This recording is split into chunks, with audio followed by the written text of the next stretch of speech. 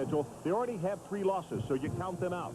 Syracuse, 1 loss outside the conference. If they lose again, they can't be a part of it. So more of a reason why Virginia Tech needs to stand tall and represent this conference the way they want to be represented. And as an individual, people are asking around the country, number 4 in the nation, hey, their non-conference schedule is not that good. Is Virginia Tech for real? But tonight they get an opportunity to keep that streak going and prove to America that they are. So we find out that Virginia Tech is what they say they are, or are they all hat and no cattle? Adrian Karsten and Mike Gottfried are standing by, but right now, let's go to the game day crew in the north end of the end zone. Here's Chris Fowler. Chris? Ron, thank you. In this great setting by Sonic, America's Drive-In. Well, you see this place filled to capacity. I'm sure they wish they had about 40,000 more seats because the Orangemen obviously a very big draw, but right now this city is just totally wrapped up in this Virginia Tech football team. And I'll tell you who else they're wrapped up in is this young man. He's only a redshirt freshman, but you talk to people and it's almost like you're talking about a fellow who's been around here for 4 years and is a senior. But Michael Vick, only a redshirt freshman, and he already has captured the heart of this state, of this community, and particularly this university. Mike, you know, how good, how do you put a mark on him? Ron, he's real good. And when you look at Michael Vick, redshirt freshman, he has the respect of his teammates in the huddle. He can run the option, he can hurt you with his legs. He's a very active passer and throws the deep ball very, very well. You know, we can talk about Virginia Tech's offense, their defense, their special teams, which you're very, very good with. But I think what the country wants to know is Virginia Tech number 4. Are they as good as people have them positioned right now? Ron, I believe they are. But the country's looking at their schedule, and they're saying, you know, they really haven't beaten a good football team. When you look at their record, the opponents are 8-16. But they'll find out today because Syracuse has an excellent football team. I think this Virginia Tech team deserves their ranking.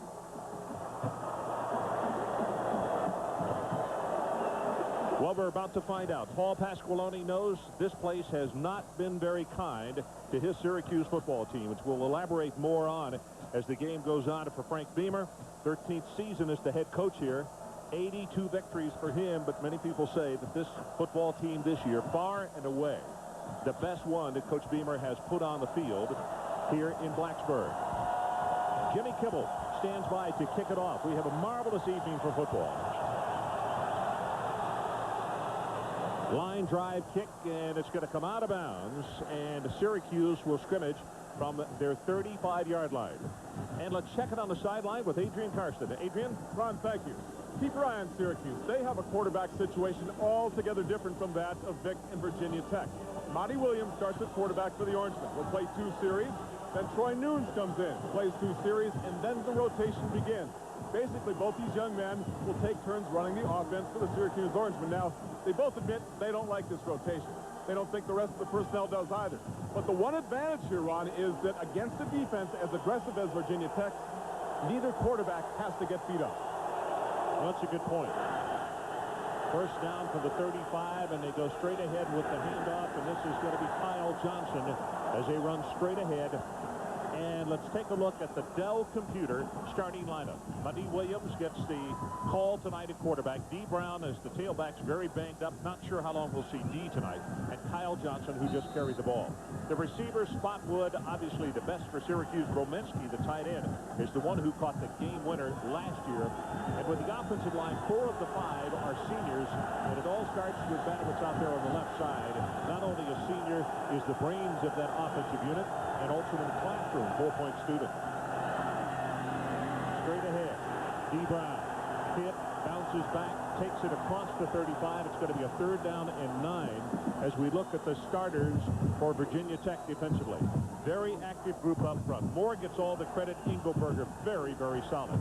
The linebackers, they are active, particularly Hawks and Smith. And in the secondary, this is the way they line up. It is Midget and Charlton at the corners. The rover, the strong safety, Corey Bird, and Nick Sorensen is the free safety. 3rd down, line to make. Syracuse needs to take it to their own 45.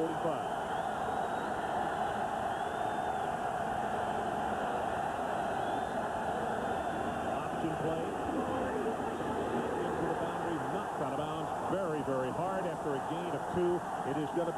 time, 3 and out Syracuse. And Ron, when you look at the kicker for Syracuse, Mike Schaefer, he doesn't kick the ball for distance. He kicks short kicks, high kicks. I figure Virginia Tech's going to go after his punch because you shouldn't be able to return the 38-yard kick. So Virginia Tech's second in the country on punt returns, but I think they'll go after this one. Ricky Hall is the deep man. Gets a good pass. They do come after him, and it is a dandy kick. Driving spiral all the way back to the 12-yard line. 20, 25. At the 40, got a man to beat. There is a flag down. He's going to take it the distance. 88 yards, but let's check the marker after a 50-yard kick. And Ron, that's with a punt block team on. Ricky Hall really did a lot of that on his own.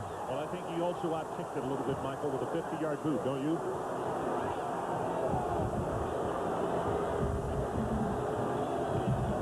Push in the back, Virginia Tech. And obviously, this call is not going to settle well, but folks not really nestled into their seats, and they are up. Frank Beamer being explained about the penalty on the sideline, but that doesn't change his feelings. No. Boy, what a home run right off the bat. Sends an early message, Joe, to Syracuse, because now you've got to cover a little bit better, which may open up the punt block. Here's Ricky Hall in the return. There's the block. I think it was a good call. The tough thing about it is, and the coaches will see it, it's like it came behind the play. It was unnecessary. So we see Virginia Tech on offense for the first time tonight, scrimmaging from their 25 rather than an 88-yard punt return for a touchdown.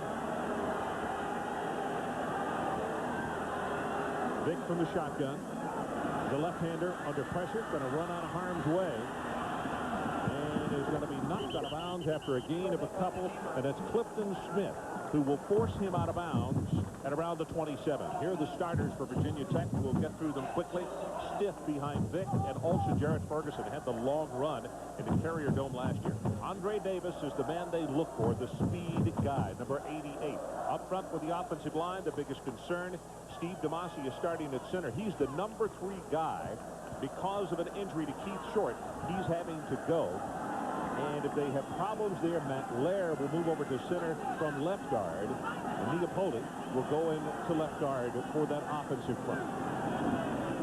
2nd and 7. They keep it on the ground. Tackle made by Bullock as Ferguson cuts it behind a good block on the right side by Redding and also Cadella. And he is close to the first down, but will not have it at the 29. Pettijohn, Simpkins, Downing, and Donald Dinkins. The linebackers, well, Bullock just made the tackle. He and Greenwood particularly very active. And in the secondary, I think they got one of the best covered corners in America in Will Allen. And he'll be challenged tonight. But they flip the corners, so he will always be on the side probably where Andre Davis goes. Good look at Bullock on short yardage. They go straight ahead with the run. He got it, but just barely. Good surge for the offensive line.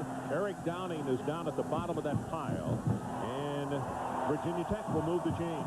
Ron, I talked to a couple Virginia Tech coaches before the ball game, and Billy Height, one of them, the running back coach, he said Syracuse will find out what we've been chasing when we chased Donovan McNabb all those years. They're going to see a Donovan McNabb on our ball club. There's Billy right there on the sideline. It's his ball club just picking up a first down. Football rests at the 31-yard line, or 36, I should say. Day of upsets in college football. Will we have one here tonight? Vick standing tall in the pocket. The ball is batted in the air, and that's a nice job by David Byrd. The Syracuse people say not only is Will Allen a good cover guy, that Byrd is coming in a hurry, the senior out of Schenectady, New York. And you could see right there that he batted that one away. Did a nice job on that, deflecting that football. And Ron, early in this ball game, we're going to see Virginia Tech go to some options. They didn't run any option plays with Michael Vick against Rutgers by design. You'll see more today. Steve DeMasi, the junior out of Virginia, beats Virginia, comes out over the football, and this time Vick will go under center with an I formation behind him. And they will go with the running play, and again, stiff with a head of steam. He will have a couple around the 38-yard line, and Quentin Harris from that secondary is up to make the tackle. Well, Chiron Stith gives you the inside threat, and that's what will spring Michael Vick on the option and set up the passing game. You got to have a good inside running game. Chiron averaging over 5 yards per carry. 6 times he's taken it into the end zone on 115 carries coming into this one. And Syracuse wants a timeout with a 3rd down and long situation. They want to make sure they've got the call that is the right one. So we'll take the break with it. Which Sports Center do you watch? Now at 6 p.m. only on ESPN. 3 years ago, my IT guys told me there'd be 2 kinds of businesses. Those with a vision to master the internet and those without. And we didn't want to be the second kind. Then Dell came to see us. They showed us how to use the internet for direct relationships with our customers, suppliers, everyone who's a part of our business. With Dell's support, there's no limit to where I can take this company. We always knew we needed the internet. We just didn't know how badly. Be direct. Dell. Dell servers use Intel Pentium 3 processors. Hello? Server? Got it.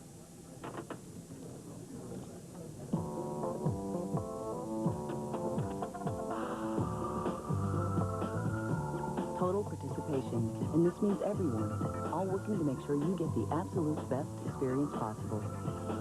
Mr. Server, you're all set. Introducing 5 Star, a new approach to selling and servicing cars and trucks.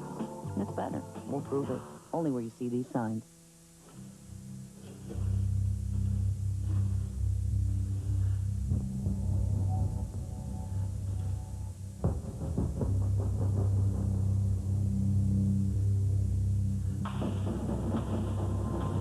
Every day, Wall Street traders rely on the most advanced technology in the world. Shouldn't the rest of us be able to do the same? Daytech Online. The rules are changing.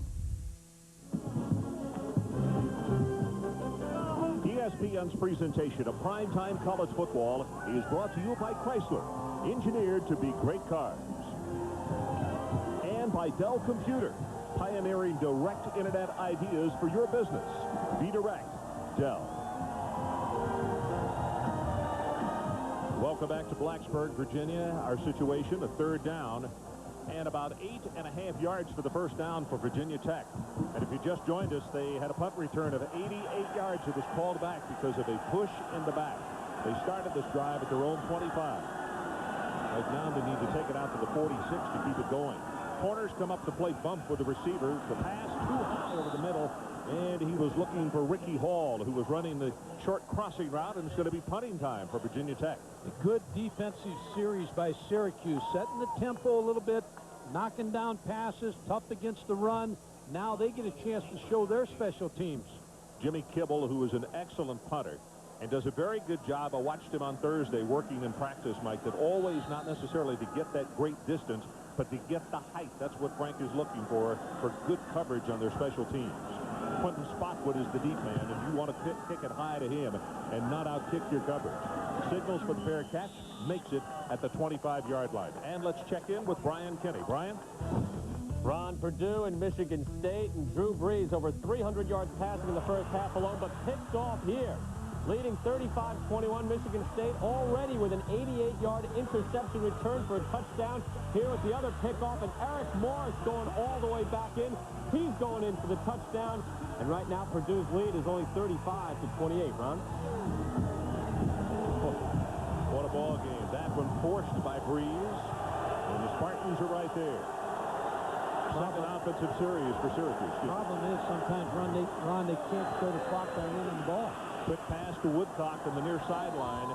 That short drop, and then he stood up and threw the pass. Good for 6 yards. Going back to the Purdue game, sometimes when you throw the ball like that, you don't establish running game, and you can't kill the clock. You can't put anybody away. Syracuse needs a good drive here against this Virginia Tech defense. Williams, you see the numbers on him, almost 50%. 2 touchdowns, 1 interception. And over on the far sideline, that's Troy Nunes. We will see him supposedly on the 3rd series of this ballgame. Here they take the option. They come with the reverse, and right there is Jamal Smith.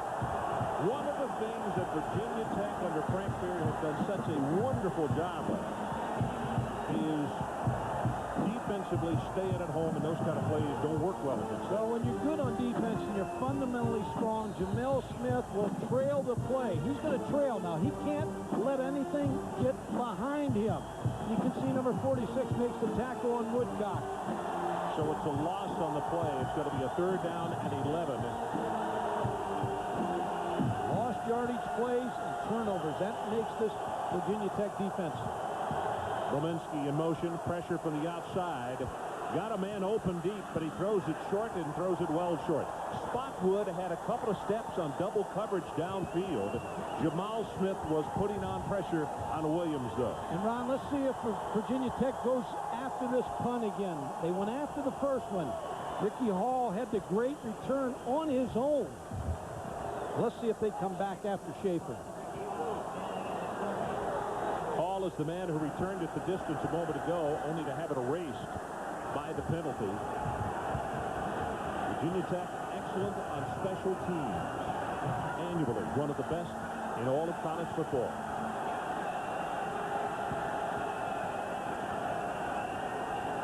Good pass coming after him, and he barely got it away, but he drives another deep spiral. From the 27-yard line, 35, Hall, and he is going to be ridden down hard at the 37-yard line. That's 49 yards in the kick and 10 on the return, and the pressure has not bothered him so far. 2 great kicks. Coming up tomorrow, Week 6 of ESPN Sunday Night Football at 8:15 Eastern, the Washington Redskins bring their high-powered offense into Arizona to face Jake Plummer and the Cardinals. And then on ABC's Monday Night Football, Troy Aikman leads the Dallas Cowboys against the New York Giants. ESPN and ABC, your exclusive home for prime-time NFL football. So Virginia Tech improves that field position by 12 yards following the punt, but right here, no place to go for Vic. And that's a nice job by Eric Downing, the big junior out of Patterson, New Jersey, and Duke Pettijohn, who corral him and knock him down for his first loss of the evening. Well, the coaches at Syracuse says about Eric Downing, they said he understands the defense better this year, and he's having fun playing football. And when you look at, he's had 7 tackles for losses. Add an 8th one onto that. Both offenses feeling out these good defenses. Well, many people say, as I mentioned off the top of the telecast, that this is the best Syracuse defense that Coach Pasqualoni has had in a time at Syracuse. Shotgun formation, under pressure. They're going to get to Vic again. Pettijohn coming in with the pressure. And now Virginia Tech, the offensive line, the quickness of their quarterback has kept other teams at bay. This is a different defense, a step up more than they have played. And Ron, when I was on the field before the game and Syracuse ran out, every player almost said, you know, they were talking amongst each other. They said, Virginia Tech's not ready. And I think they looked at that schedule and they said, you know what? They haven't played anybody. We're going to show them a better defense. But I don't agree with that. Well, they should have. That's Syracuse's mentality in this ball game. Shotgun, 3rd down and very long after a loss of 9. The corners were up tight. And here comes Vic. They're going to corral him and knock him down. A loss on 3 straight plays. Put a huge asterisk by this series for Syracuse, because if there is a confidence builder in this football game, Mike, this one right here has to be a huge one. Not only that, Ron, field position, because they knocked him back about 20 yards here, 15 yards to set this punt up. And we talked about Hall and how dangerous he was. Quentin Spotwood may be as good as there is in the country, and he's at the other end of this one. Right now, there's a timeout by Virginia Tech. We'll take the break with them. No score. 7:47 left in the opening quarter. Let's launch it, Flynn. We've talked about this all week. We got to stick with the game plan. We've got to run the ball. James says the max protect. Outright, box right, hound right, near right, fifth, 989. Who's James? Use your Visa card and you could win a once-in-a-lifetime NFL fantasy. Play flag football with the pros. Go to the Pro Bowl in Hawaii. Be in a Super Bowl halftime show. Or roam the sidelines before a real game. Visa is everywhere NFL fans want to be.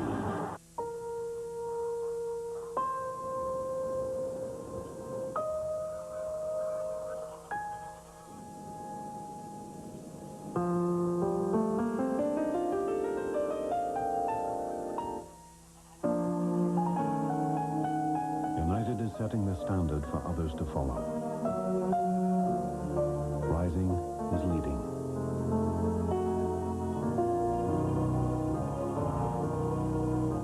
Looking for a wireless phone is enough to make your head spin.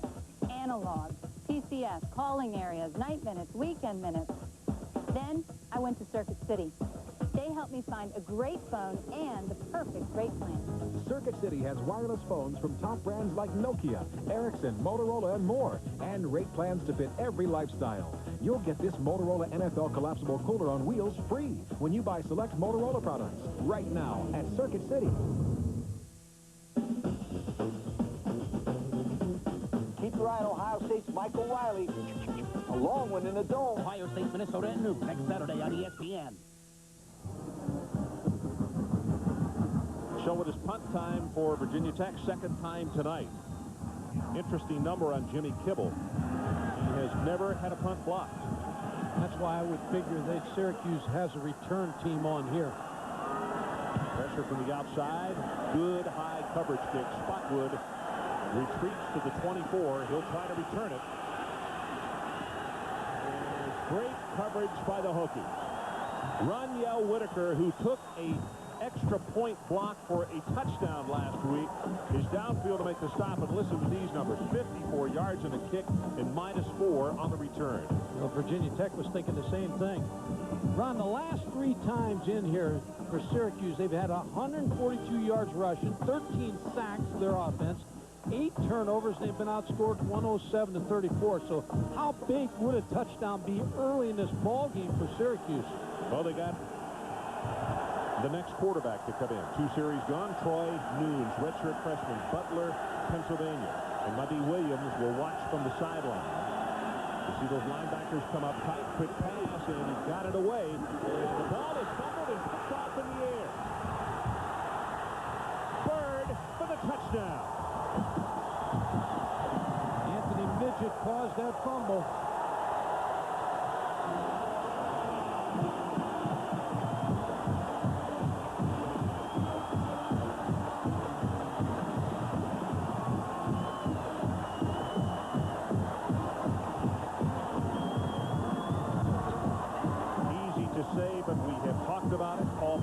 Has talked about it. The turnovers and miscues against this football team have been unbelievable. And the fact that Bird is right there, catches the ball on the fly as Midget caused the fumble, and it is 6-0 with the extra point attempt to come. Shane Graham knocks it home. And with 7:26 left in his opening quarter, Virginia Tech goes on the scoreboard first, 7-0. On a 27-yard fumble return by Corey Bird. Wednesday, October 20th at 10 a.m., Dempsey Auction Company will offer 160 acres and building tracts. Property of Berry Farm selling for the division among heirs in Rome and Floyd County. All utilities available. Joins the Rome High School property, close to the intersection of Veterans Memorial Highway and North 53. Location, infrastructure, and topography, perfect elements for residential development. Also selling properties on Iron Street, Boland Road, and Tolbert Street. For more information, contact Russell Rogers at 1-800-DEMPSEY or visit our website. A buyer's premium will be charged at this auction. The Lane Gang announces Lane's $1 million giveaway sale. Save big on all Lane reclining furniture in stores across the country. You not only save a bundle, you could win $1 million. Visit your local Lane dealer, and you could instantly win one of 500 recliners, plus a chance to win $1 million in a football toss in Lane's $1 million reclining giveaway sale.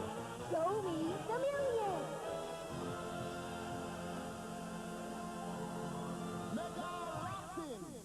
Graduation Day at Bristol University is always chaotic as students vie for limited class space. Will you be doing those special stretching exercises this year? Before every class. A rivalry is only as good as the players involved. With Brian Leach and Eric Lindros, you know you'll have one of hockey's most intense matchups. Flyers-Rangers, Friday at 8 on ESPN.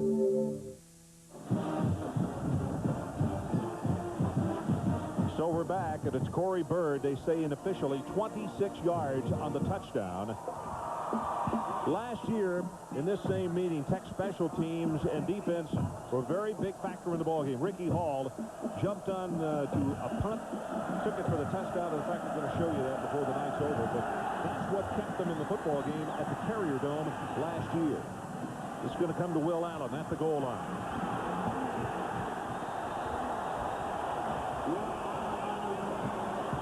And let's check in with Brian Kenny. Brian? Ron, let's get back to Purdue and Michigan State. Purdue on the verge of blowing them out all day, but Drew Brees up by just 7, answering with a long drive, and he'll finish it himself. 5 touchdown passes, 1 touchdown run. It's 42-28 Purdue. In the SEC, meantime, it was 27-7 Alabama. Deuce McAllister, though, with a touchdown run. It's 27-24 in the fourth quarter, Ron. So the Rebs are coming back. A game in Oxford, and that's as big a game as they have had in that community in a while. Whistles all over the place. The ball came loose, but the play was whistle dead before the ball was snapped.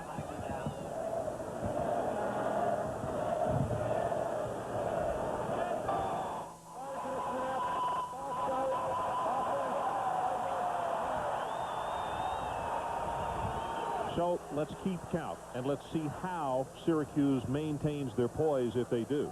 One major error cost them 7 points. Now they come to the line of scrimmage with the offense. Error number 2. Can't let it pile up because it'll pile up in a hurry. No, and you can't get behind the sticks on first down against this defense.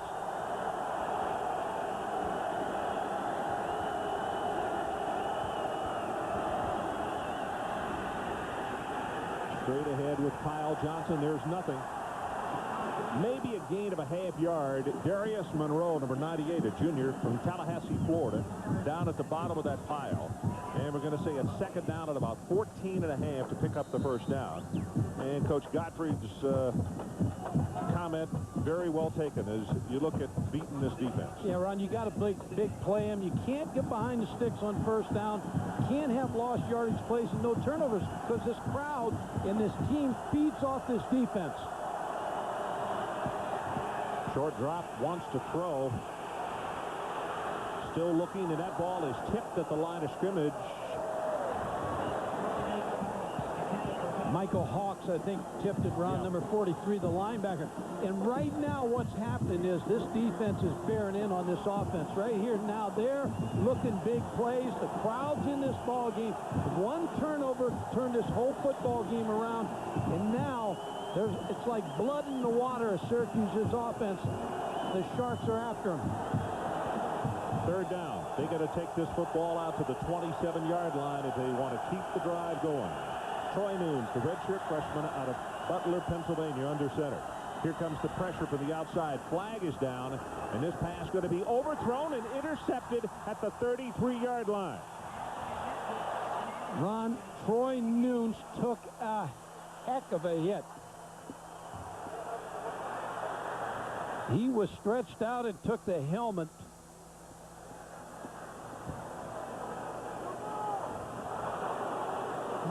And they get a break here. Virginia Tech offside. Offside, so Virginia Tech with a couple of major errors themselves tonight as they had a punt return for a touchdown. Michael Hawks, who just tipped the football on the play before, downs Troy Nunes. Yeah, that hit's almost late, Michael. That ball was delivered, and he had followed through. So he also is fortunate that they didn't tack on a 15-yarder. So erase the interception. The penalty moves it out to the 15-yard line, and it'll be third down at about 12 yards for the first.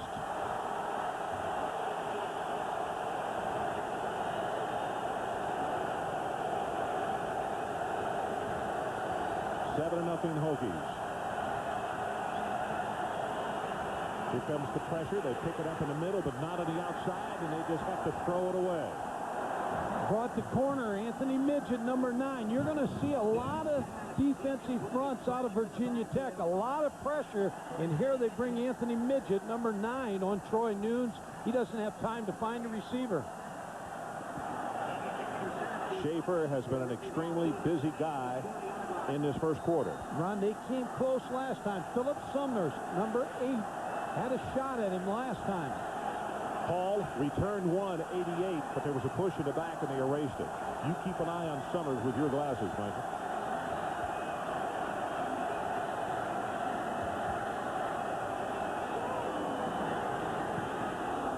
This kick not as good, and they didn't have quite as much pressure, but it goes with a Syracuse bounce, and it will hit at the 45 and just inside the 45-yard line. Corey Moore had a shot at the football. They're just going to keep pressuring Mike Schaefer. 39 yards on the kick. Well, at last year's meeting, Tech's special teams and defense a very big factor with that one. Watch what happens here. Ricky Hall jumped on a block punt for the first of 3 non-offensive scores. And then Lauren Johnson scooped up a fumble. 78 yards later, he is in the end zone. And then Johnson again on a defensive extra point return. Fumbles. Jamal Smith lands on it in the end zone for 2 points. As we are back to live action. And Stiff is hit by Downing and stopped for no gain. In fact, they may have lost about a half yard.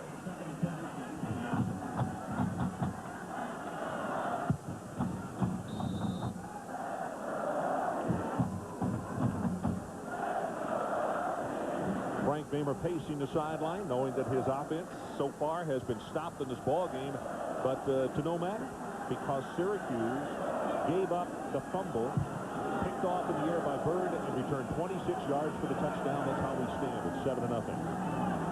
Deep in the pocket, pressure again. Zings this one, has it complete. Browning Wynn, the tight end. And he'll be tackled by Quentin Harris after a gain of 30. Ron, he could have ate a hot dog back there as much time as he had. Good protection by the offensive line of Virginia Tech. Just waiting for Browning Wynn, the tight end, to come free. Look at his protection. Michael Vick's going to set up. They wall everything off the outside. They give him time to find his tight end, who's on a crossing route behind the linebackers, wide open. So with his first down on the line of scrimmage, the 25. Straight ahead. Ferguson is going to take it for a couple, and again, it's one of those plays folks sitting in the stands say, why do you run that? And it's one of those, keep them honest. Ron, you're exactly right, and that's what I was thinking of when I saw that play. Ferguson hits up inside there and gains a yard, but what that does, holds the linebackers and holds the safeties, so all of a sudden, sometime along the way, we're going to see Michael Vick fake that ball and then run an option. Linebackers get tied up inside. He runs for a great distance on the outside. 2nd and 8, line to make, just outside the 15 of Syracuse. Vick gives it to Stiff. Good pursuit by Syracuse, thrown down by Will Allen, and it's going to be a 3rd down situation for Virginia Tech. That's the way you play corner. You have to cover in the passing game, but eventually you got to be able to run for us. You got to be able to come up and shut everything off. Will Allen didn't lose any leverage, kept Stiff right in his gunshot, and tackled him without much of a gain. As we mentioned, Will considered one of the better cover corners in college football. 3rd down. About 7 yards to pick up the first as we've gone under 4 minutes left in this opening quarter. Good protection this time. Lobs it for the end zone. That's well overthrown. And they're going to call pass interference. And my first question is, nowhere close to being a catchable football. I think they're going to call holding maybe, Ron. There was some contact, but that's what they'll find now, whether it was catchable or not. If it's pass interference, was the ball catchable?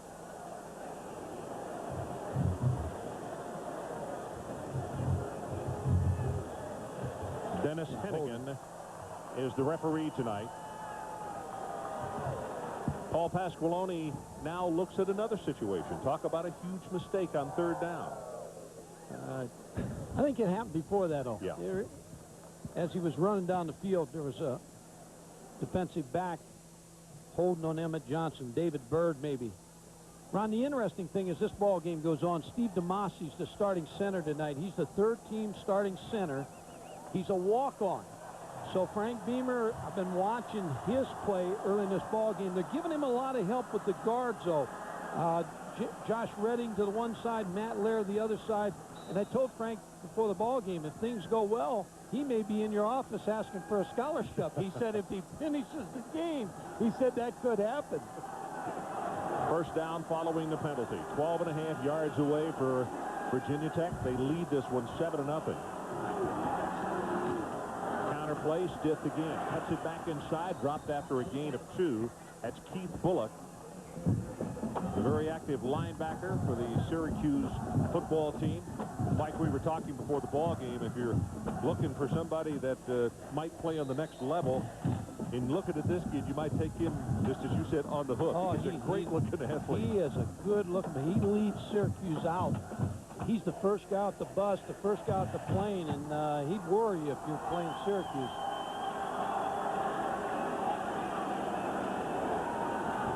Michael Vick, redshirt freshman, redshirted last year. They had him travel with the varsity so he could see what it was like. On the scramble, gonna try to run it, and very wisely goes out of bounds. They're gonna say that he got it down to around the 8-yard line as Greenwood and Bullock were the two guys pressuring him. And let's check on the sideline with Adrian. Ron, a lot of people in the Big East have made the comparison saying Vick is going to be the next Donovan McNabb. Well, Keith Bullock told me yesterday, yeah, I've heard the comparison too, and I got something to tell you. I know Donovan McNabb. He's a friend of mine. I've won championships with him, and yes, I have seen Michael Vick. But I'm here tonight to prove to the nation that Michael Vick is no Donovan McNabb. He couldn't catch him there. He may change his opinion before this evening's over. 2:51 left in this opening quarter. It's third down. And an audible being called by Vick at the line of scrimmage. Better hurry. Gets it away, and it's stiff. Bounces to the outside at the 5. And I believe, yep, he's going to have the first down as he got the football forward. Quentin Harris hit him, but around the 2-yard line, and they say now the 1.5. Ron, this is what impresses me as much as his passing ability and his running ability. Michael Vick's ability to have respect from his offensive team. He checked off to this play.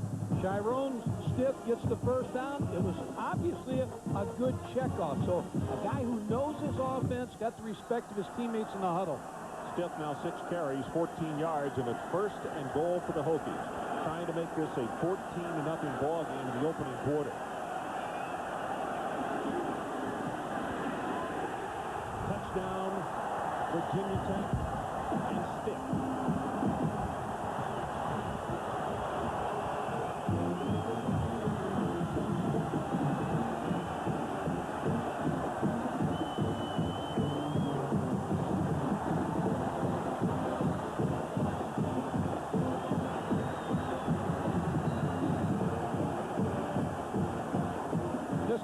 Ron, I don't think anybody in Syracuse will ever vacation in Blacksburg because this has not been a pretty sight when Syracuse comes to Blacksburg, Virginia. You know what, though, Mike? The Syracuse defense actually has played a pretty darn good first quarter. The penalty was big on that play. The penalty was huge. He only had to go 55 yards. And the penalty of Syracuse, scrimmaging first and 15. Extra point is good. Virginia Tech goes on top, 14-0. And let's look at the touchdown run again by Stiff. A good, hard running back inside. Gets a nice block from the center. Damasi, Matt Lair, Lambeau, the tackle with a good block. And, Ron, we watched the game here last year. The Virginia Tech game. Virginia Tech started out like this against Virginia.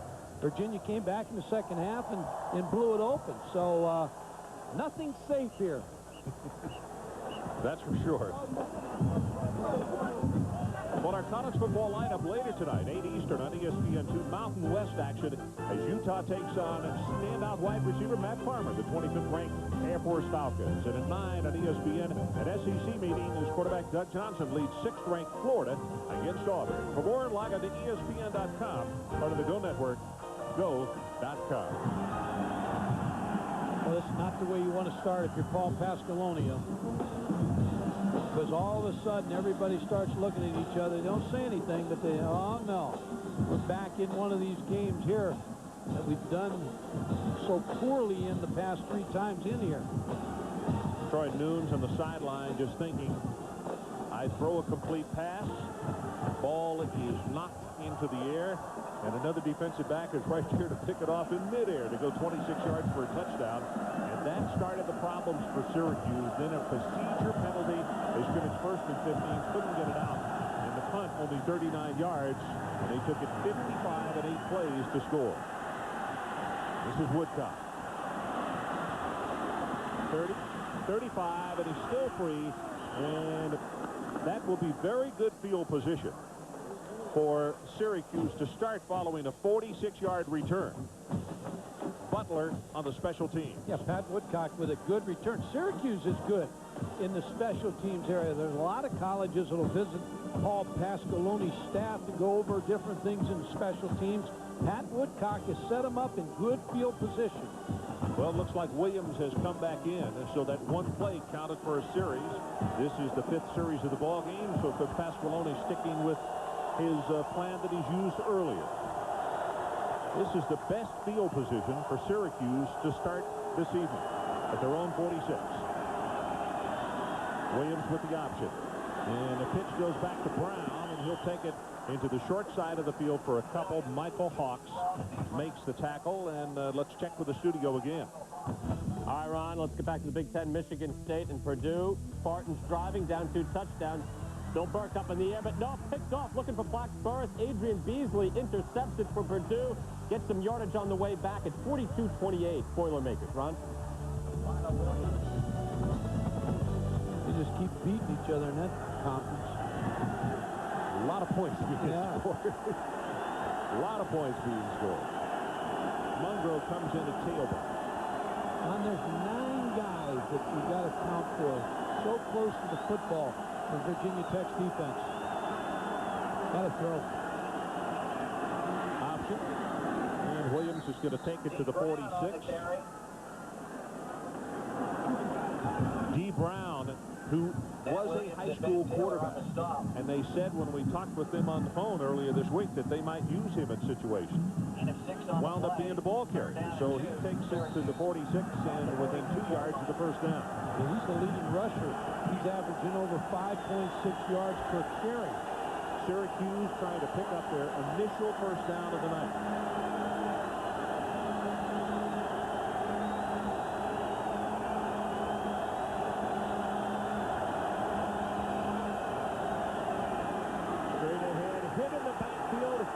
First down, Syracuse. Corey Moore and at the 46, Jamal Smith are there to stuff it behind the line of scrimmage. Ron, that play could have been in a phone booth because Syracuse goes to the wishbone set. Virginia Tech's in there with about 10 or 11 players defensively. There's not any place to fit anybody through.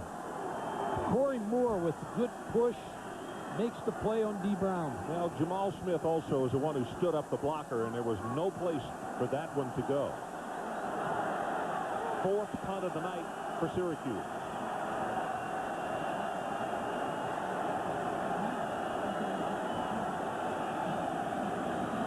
They got the return on. This is a pooch kick. Schaefer's punt will bound at the 15, at the 10, bounces at the 1, and is going to go dead at the 1-yard line. Now they're going to call touchback.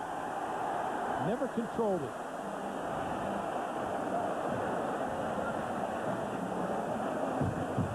The official saying that he knocked it into the end zone. That's exactly what happens, Ron. They try to get down here to down the football, but it just taps it. Never controlled it. Tapped it in. I know you have a little doubt on your face there. Very, very close. Frank's gotten a couple tonight. I thought that was roughing the passer down there, too. Well, it's his home. It's his home park. That's exactly right. So they scrimmage from the 20. Play action by Vic. Hawkins, Cullen Hawkins, the backup fullback, number 42, has that one good for Ron, what 18 yards. What Michael Vick did there is he took advantage of when he ran the counter play earlier in the ball game, and that sets this up, the bootleg, and he catches Cullen Hawkins out of the backfield. So they're holding the linebackers for Syracuse, doing a nice job with ball handling. 14-0. The Hokies of Virginia Tech. We have 3 seconds, now 2, and we will not have another play. That's the end of the first quarter. Standing ovation from the home folks, and they should be excited. Outstanding first 15 minutes by Virginia Tech. Here's the first touchdown of the night. Bird picks off the fumble in the air, and then Smith scores. That's how we stand at 14-0.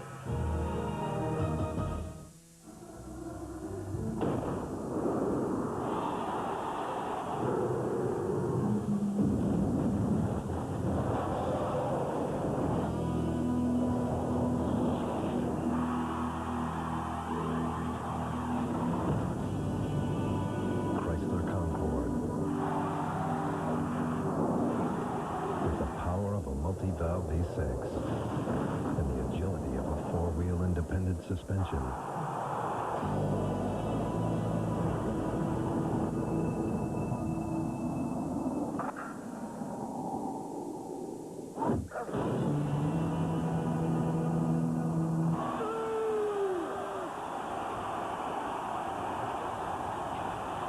I didn't know Davis could move like that.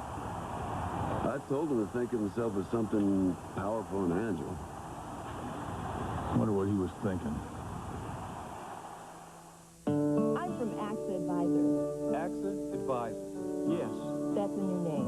For thousands of financial professionals, like me And me.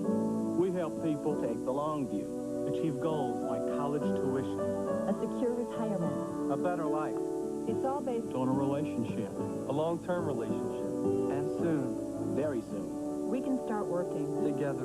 Building your future. AXA Advisors, building futures. Chuck, it's Rennie. I'm stuck. Call me back. Rennie, we're doing shadow puppets. Call me. Chuck! Rennie. Call me back. You just left me a message. I'm not going to touch my phone. Call me. Tired of phone tag? Nextel's the only national wireless carrier with Direct Connect, a digital two-way radio feature.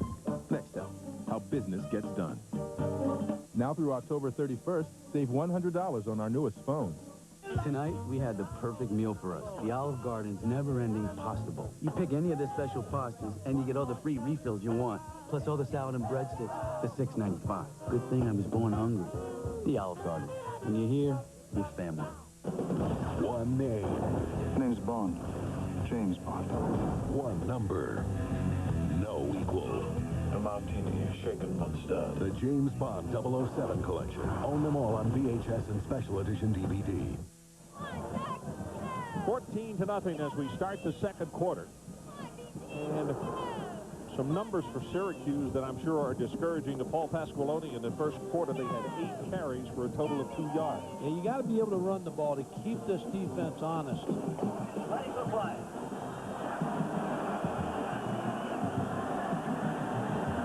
Kendrick, number 4, junior out of Lynchburg, lines up at tailback this time, spelling stiff. The option of the pitch comes back to him, 40, 45. He's open at the 50-yard line, pushed back against the grain, and is going to be knocked down finally. What are they going to say? At the 36-yard line by Quentin Harris, 27 yards. When you run a speed option, your fullback has to do a nice job of blocking whoever's going to support. Number 42, Cullen Hawkins, is going to come here, and he's going to kick out the corner. And that opens up the run for Kendrick. Another look. There's a good block. Kendrick home free. Good change of pace. Very quick runner. Ferguson and Stiff come back into the lineup. And it's Stiff who gets the handoff. Nothing at the line of scrimmage. Spins off, and he's going to wind up making about 3 yards out of this. That's an outstanding run because Syracuse had it closed off at right guard where it was designed. And it's Bullock who forced it.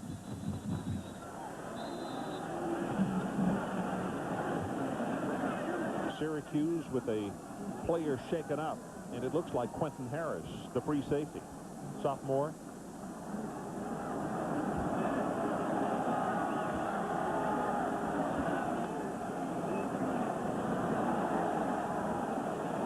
Really interesting scores today. Kentucky continues to roll. 5 wins for Hal Mumme and his crew.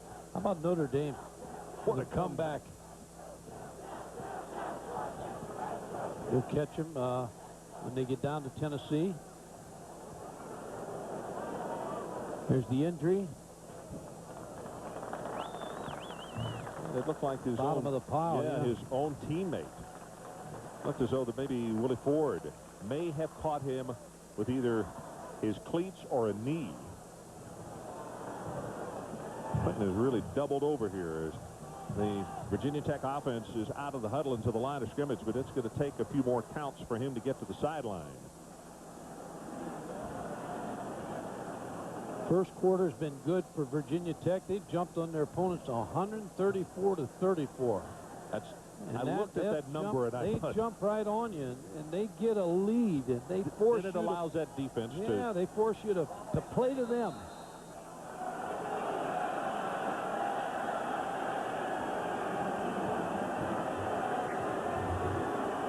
2nd down and 7.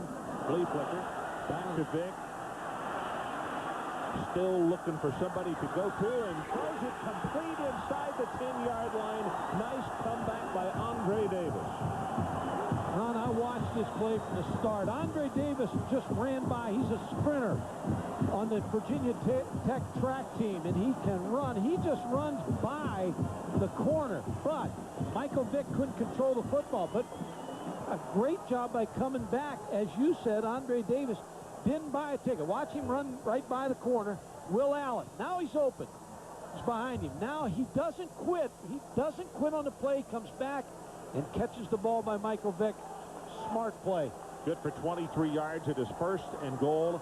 Virginia Tech. The ball just inside the 10-yard line. Stiff. Hit hard at the line of scrimmage. Going to be wrapped up after a gain of 1, and that's Derek Corley, senior out of Jacksonville, Florida, number 99, the nose tackle. Here's got to be your concern if you're Syracuse defensively here because of Michael Vick's ability to run the option. The option is a tough play when you get inside the 10-yard on a defense because they're playing some man coverage. You got some people, wide receivers running you off, so the option could be a good play down here. About to go into 13 minutes left until halftime, and Virginia Tech has had it all their way. Did anybody stay at home? Yes, Vick for the end zone. Touchdown to Ricky Hall.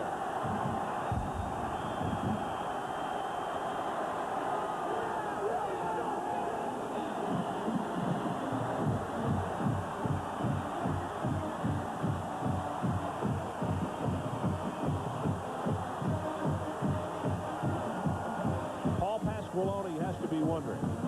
First time they played on grass, does that have anything to do with it? I don't think so. It's tougher, It's tougher going from turf to grass than grass to turf. It's almost like everything slows down for you a little bit. What is it with this place, though? Down 21-0 with 12:58 left until halftime. And you talk about efficiency. Virginia Tech has 3 touchdowns, Mike, on 125 yards. That's pretty darn efficient. There's a break in the action. The Hokies, are they number 4? Well, they're striving to prove it right now. NFL Tonight, Tuesday through Saturday on ESPN2. They're the largest creatures on Earth. They've adapted and evolved with strength and determination. The kind of strength that helps the Pacific Life family of companies manage more than $300 billion for its clients. And determination that has guided Pacific Life for 130 years. Size, strength, longevity, offering annuities, insurance and investments. Use the power of Pacific Life.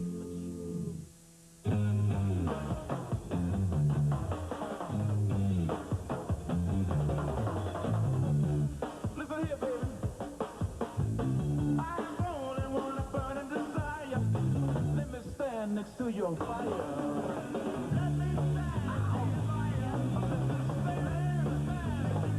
The newly restyled 2000 Sunfire. A hotter set of wheels, money left to burn. By Pontiac. We have a stand-up in progress at 211 Hazelwood. He's in there. Sir, drop the chalupa. Put it down and back away. Sir, don't be silly. Drop the chalupa. I said, drop the chalupa. Put it down, man. Yeah, drop the chalupa. Get your hands on the new chalupa. With a shell so crispy, flaky, chewy, tasty, you'll wonder why we put stuff in it at all. Just 99 cents. Only at Taco Bell. Better get some backup. Roger. ESPN's presentation of primetime college football is brought to you by the Pontiac Sunfire. Hot set of wheels, money left to burn. And by Taco Bell.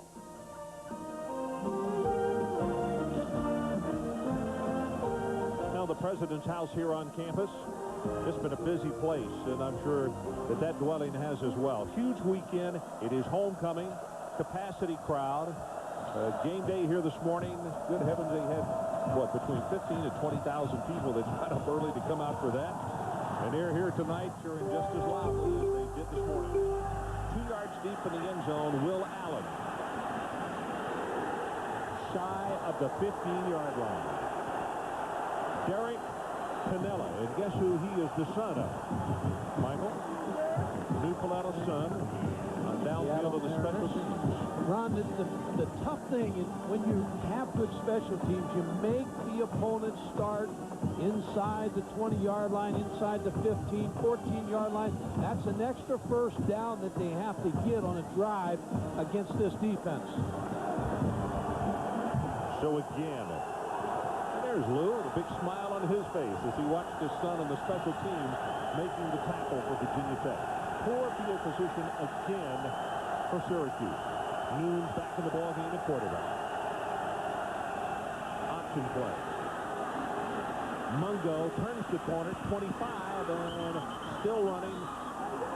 Stepped out of bounds, though, back at the 33-yard line. And that's good for 18 and the longest run from scrimmage by Syracuse this evening. Ron, somehow they made a mistake on Virginia Tech's defense because I was watching the strong linebacker, Corey Bird, took the quarterback, and the ball got outside and contained. And I'm sure Bud Foster's not happy about that, the defensive coordinator. Well, second grade, second semester, but if you see there's ever a time a team needs to score, it has to be right here. Syracuse is going to be in this ball game.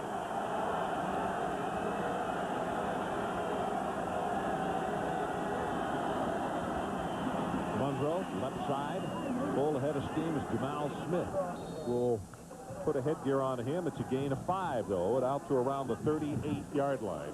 And let's check in with Adrian Karsten. Adrian? Interesting rotation, not only by the Syracuse quarterbacks, but by the Virginia Tech defense. John Engelberger and Corey Moore, their best pass rushers, Ron, for the most part, are not in on first and second down, traditionally running downs for Syracuse. But remember their game plan and what we learned earlier this week. If they're not in that game, during first and second down, they want to pass on first down or run around the corners because they're not such a big threat without them in the game. Well, you know, Adrian, it's a good point. And also, I think an alarm should go off when those two guys aren't in the ball game for Syracuse. Noon has this one. Spotwood just gets knocked totally backwards about 3 yards after the ball got there. That's a good hit by Anthony Midget, but continuing what you and Adrian were talking about, a lot of times when defensive coordinators find their kicking team gives the ball to the opponent on the 14-yard line, because it's a long way to go, they'll substitute their down-the-line people and keep their regular guys fresh, as you see another hit on Quentin Spotwood. So you pick your spots to give rest to your defensive linemen.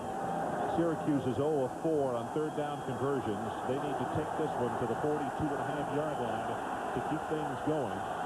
They're down 21-0.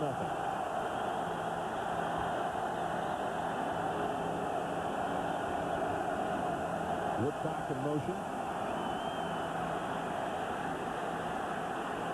Nunes lobs it long. It's way too far overthrown, and Woodcock took a pretty good shot, and he is going to get up. No, he's not. He's going to go back down. Ike Charlton is the man who hit him. That's the other thing. You're going to find the receivers going back to the huddle saying, hey, don't hang me out there. And they've had a couple of these where the quarterbacks are hanging the receivers out, and they're getting walloped. That's Pat Woodcock, who played his high school football in Canada and came down to Michigan or Syracuse, where he was going to go to college.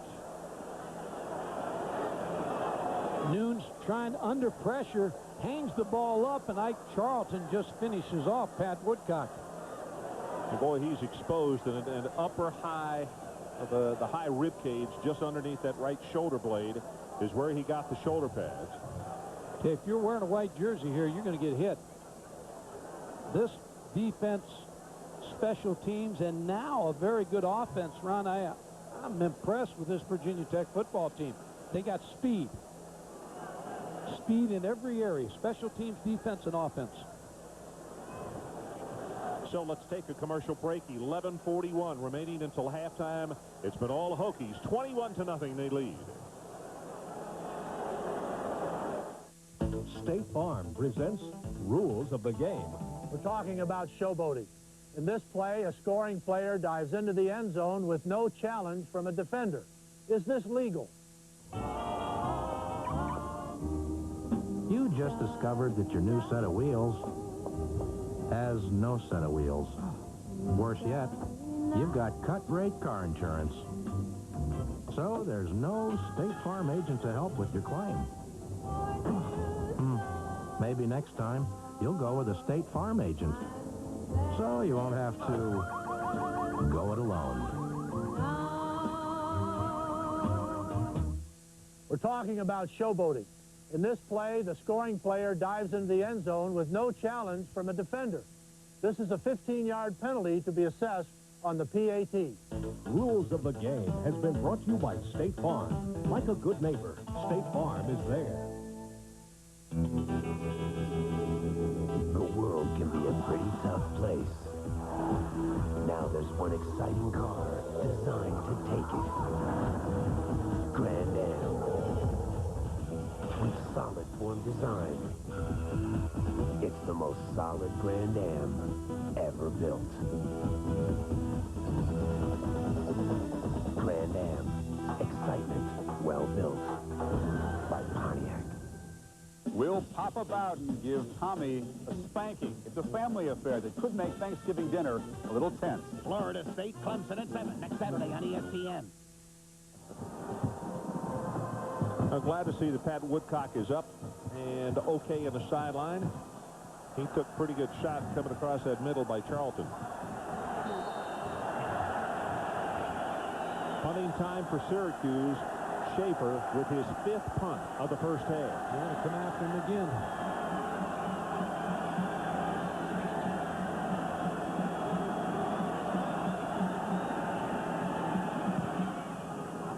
Good high coverage kick away from Hall. Signals for the Bearcats. Fumbled the ball, and it is on the ground, and he makes the recovery at the 24.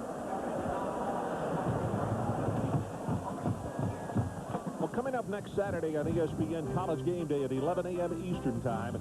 At noon, number 17, Ohio State looks to rebound at Minnesota. Then at 7, a history of the making. For the first time in Division I, father and son square off as Bobby Bowden goes for his 300th win against son Tommy as top-ranked Florida State takes on Clemson. For more, log on to ESPN, part of the Go Network, go.com. Ron Franklin, Mike Gottfried, and Adrian Karsten coming to you from Blacksburg, Virginia. This place filled to capacity, and they're having fun right now. Just over 11 to play until halftime, and they lead it 21-0. And it's just keep on keeping on. Kendrick this time the ball carrier. McIntosh up from the secondary to make the tackle just short of the 30. Well, Adrian Karsten talked about early in the ball game in his open about that Syracuse people weren't sure, the defensive players, how good Michael Vick is. And I think they'll have a different view of him as they go into halftime because he is electrifying. Option play. Pitches it back. Kendrick. And he will be forced out of bounds, but not before he picks up the first down. And let's check in with Adrian. Well, Ron and Mike, the ironic thing about this matchup is that Vick could have been the quarterback at Syracuse. Then the comparisons of the next Donovan McNabb may not have taken place. Maybe we wouldn't be seeing the rotation at quarterback for Syracuse. As a matter of fact, McNabb himself was the player host when Vick visited up there, but he wanted to stay and play closer to home. Basically, Ron, in his words, I didn't want to be the second Donovan McNabb. I wanted to be the first Michael Vick. He's got a darn good start. One of the things that really has helped him, he's 4 of 6, 79 yards and a touchdown, is the redshirt year last year. And he said being able to travel with the team and stand on the sideline and see what goes on. Tremendously helpful. Runs into his own man, gets by another, and finally is going to go out of bounds. And now here come flags. Well, you get frustrated. You chase him all over the football field. You finally get to him, and then you get to him out of bounds and tack on a penalty.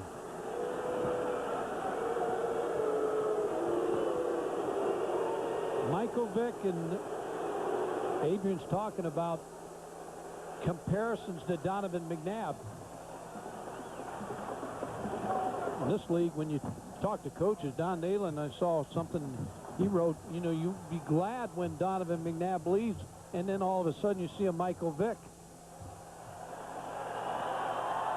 Had chances at him, Ron, then gets out of bounds here and then gets tackled. Well, that's tough there, too. But he was out of bounds. Clifton Smith.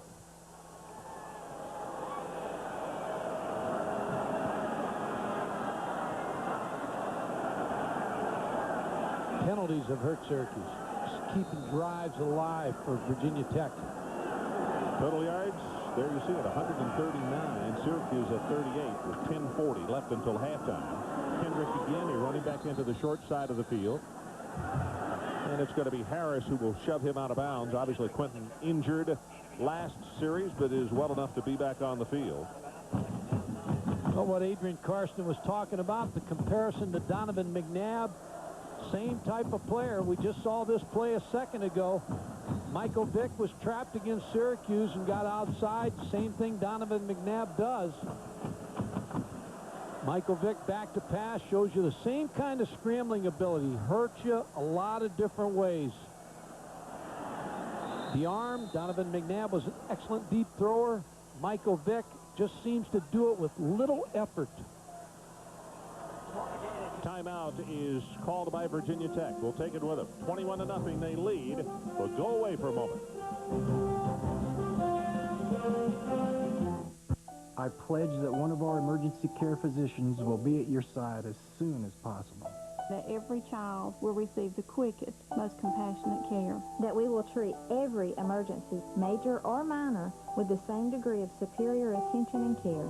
And that we will remain the single most comprehensive cardiac emergency facility in Northwest Georgia. This is my pledge. This is my pledge. This is my pledge. This is my pledge to you, the people of Northwest Georgia. Our prices are prehistoric. During Monster Saving Days at Rex, get this Toshiba VCR with multilingual on-screen display for just $79. Rex has a prehistoric price on this Toshiba 50-inch stereo projection TV with picture-in-picture and surround sound alone, $12.99. Plus, buy any big screen TV 35 inches or larger at Rex and get a sharp stereo VCR free. Terrific value, terrific price at the king of electronics, Rex.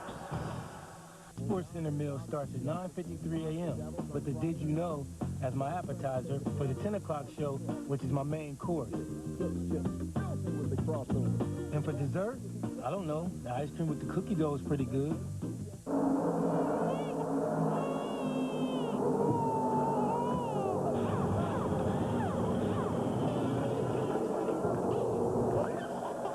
The Winston 500, tomorrow at 1 on ESPN.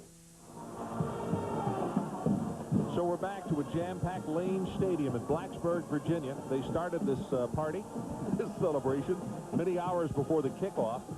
And as we mentioned, the last 3 times that Syracuse has come in here, they have given up 35, 35, and 41 points. And right now, they are down 21-0, 10:35 to play until halftime.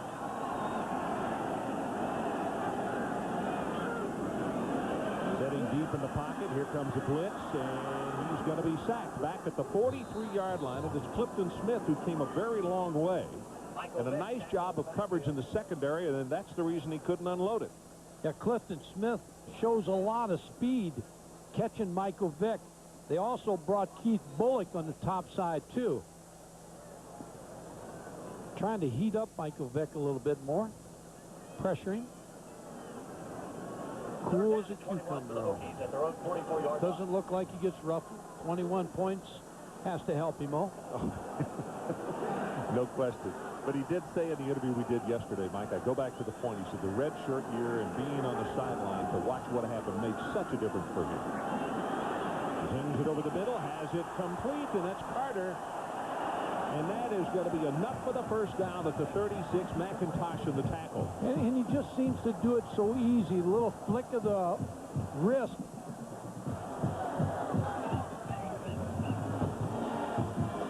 Ron, you were talking about situation last year when he was a redshirt freshman that Michael Vick actually was Donovan McNabb for his team as they prepared for the game.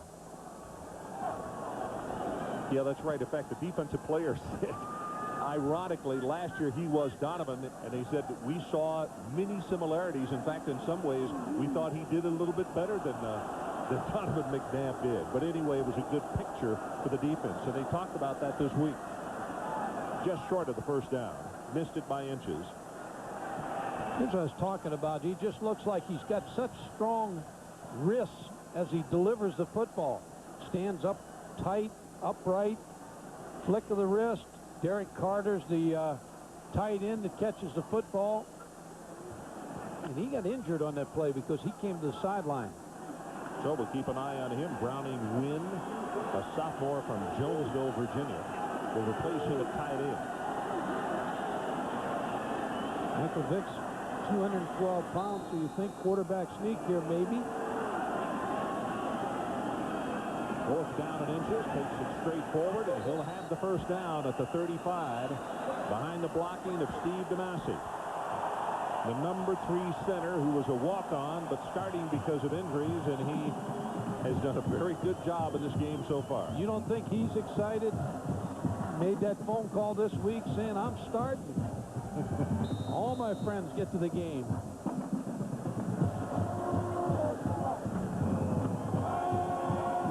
Right now, Coach Beamer would like to see, as the clock runs with 9:20 left until halftime, this drive to last another 4 or 5 minutes.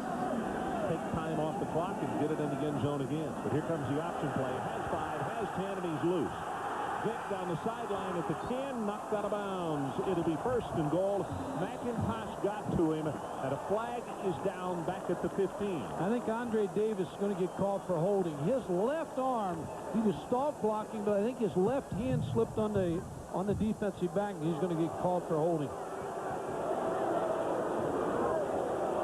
And he's over there explaining to Frank Beamer, hey, I didn't hold. Here's the play right here. It's against Will Allen. And his hand slips out. See right there, his hand, and that's what the official sees from over here. The hand comes out. And plus he pulls a jersey a little bit, so 10-yard good call. penalty from the side of the foul. First down. Still, Frank Beamer's got to be extremely pleased with what he has seen tonight, controlled by his football team. 150 yards. Meanwhile, his defense has held Syracuse to 38 yards, and Syracuse has already punted 5 times in the first half. We have 9 minutes left. And his defense gets good and rested on the sideline because they haven't been on the field much.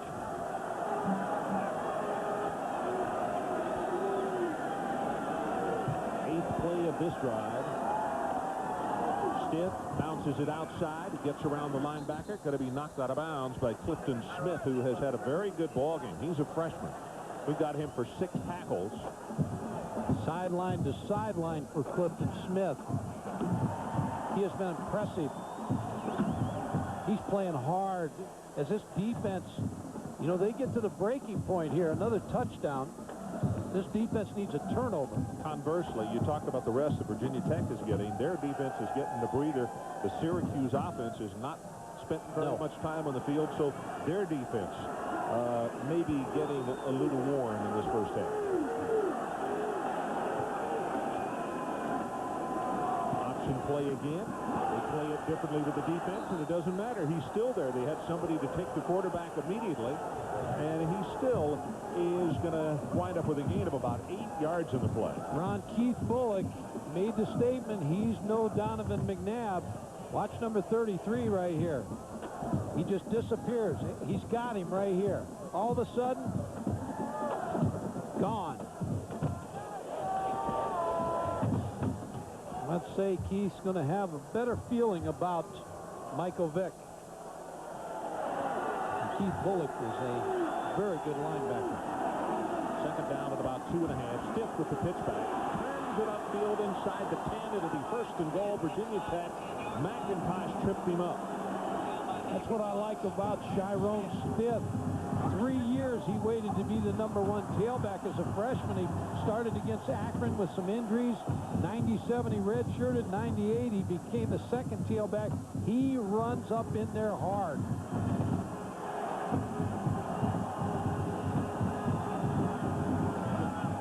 First and goal. They have placed the ball down just inside the 8-yard line. And a whistle and a timeout is called by the Orangemen. Crowd again coming to their feet. 7:36 until halftime. We'll take the break with them, trying to make it a 4-touchdown first half lead. Mom, Dad, a 37-year-old that lives at home should pay rent. Great, Mark. But I want airline miles or points. I don't understand. My rent would earn me airline miles. And with points, I could upgrade to, like, grandma's room. Like a rewards program. Whatever. Yeah, what does this look like, a Holiday Inn? More ways to collect and redeem points than any other hotel program. That's today's Holiday Inn. What is the value of victory? What makes success so sweet? At American General, we help over 12 million people every day live the lives they've imagined. With retirement services, life insurance, consumer loans, and whether they have big dreams or little dreams, the real victory is seeing their dreams come true. American General Financial Group. Live the life you've imagined. Exciting episode of...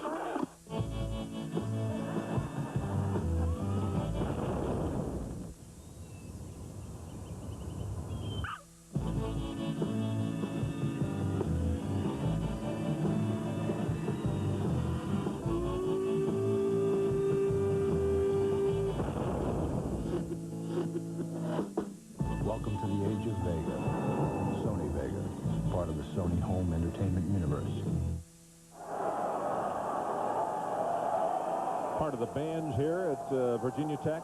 And as we pull back out, the 21-0 lead, Virginia Tech threatening to make it 28-0. Substitutes being made by Syracuse as they have called a timeout. 11 plays, 68 yards so far on this drive. And they'll go straight ahead, and that's what we talked about. Ferguson go to sleep as they run him and then fake to him and almost took it into the end zone. Well, you talk about just run a play a second ago, an option play where Michael Vick picked up good yardage. This is the start of a good option series. You got to keep them honest inside. Jarrett Ferguson hit that hole pretty hard, too, knocking it down to about the 3-yard line. They've got all the weapons. And right now, as I mentioned, this is the kind of drive that their head coach would like, and that is to just burn time off the clock. Let the defense rest. Kendrick in motion. Stiff at the 1 and then being shoved back. Eric Downing underneath that pile. Pettijohn also. Lineman. Yep. Combining on the stop and then shoving back the ball carrier.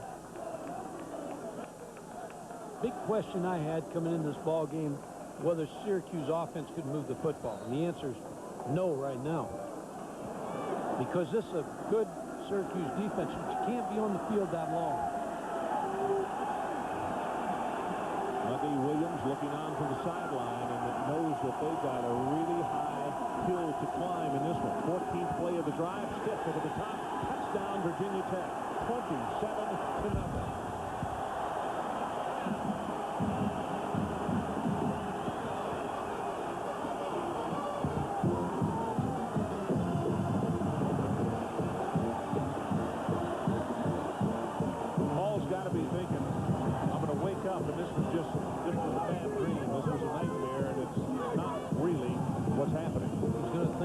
Changing airlines, not staying at the same hotel, not eating the same food.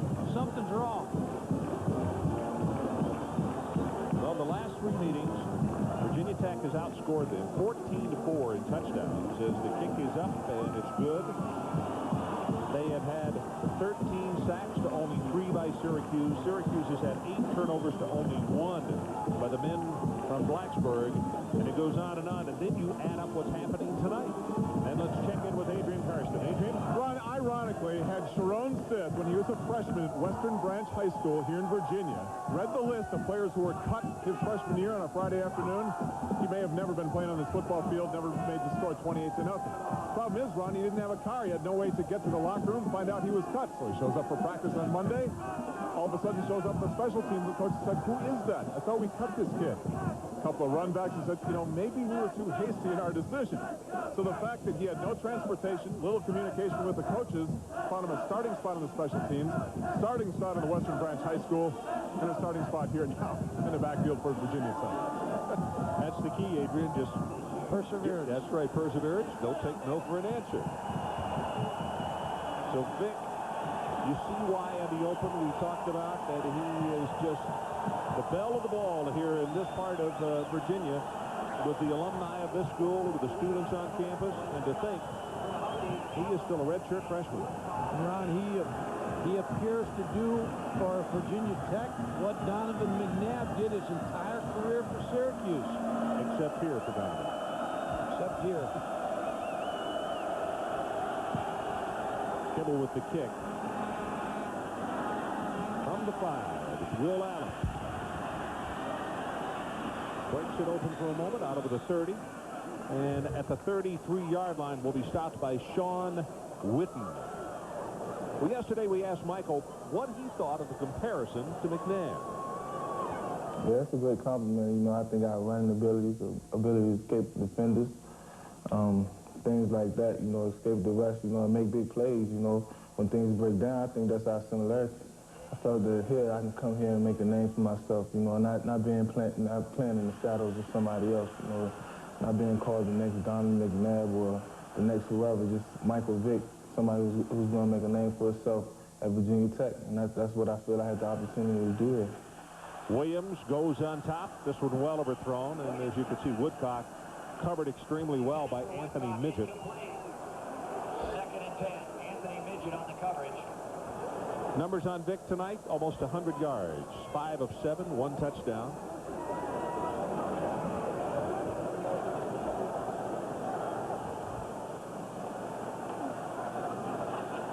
The thing for a Beamer team, and it happened again tonight, Mike talked about they jump on you early, but it was the defense who scored first. Went on top 7-0. Then the offense took over for the next 21 points. Williams with the option. Can't get the pitch away. Going to have a couple of yards back beyond the original line of scrimmage. Taylor will make the stop on him, and it's going to be 3rd and long. Ron, I just saw Corey Moore and the Syracuse offensive players. A couple of the offensive linemen have been getting on him, so whether or not he can get to the quarterback, they don't want to make him mad because Corey Moore may be the best defensive lineman in this country. But I look for him to start turning it up. Crowd is coming to their feet. 10 of 19 plays for negative yardage or 0. Incredible. 3rd and 9. They need to take it out across the 43. Williams with a pass in and out of the hands of Lowe, and it'll be 4th down and the 6th punt in this first half for Syracuse.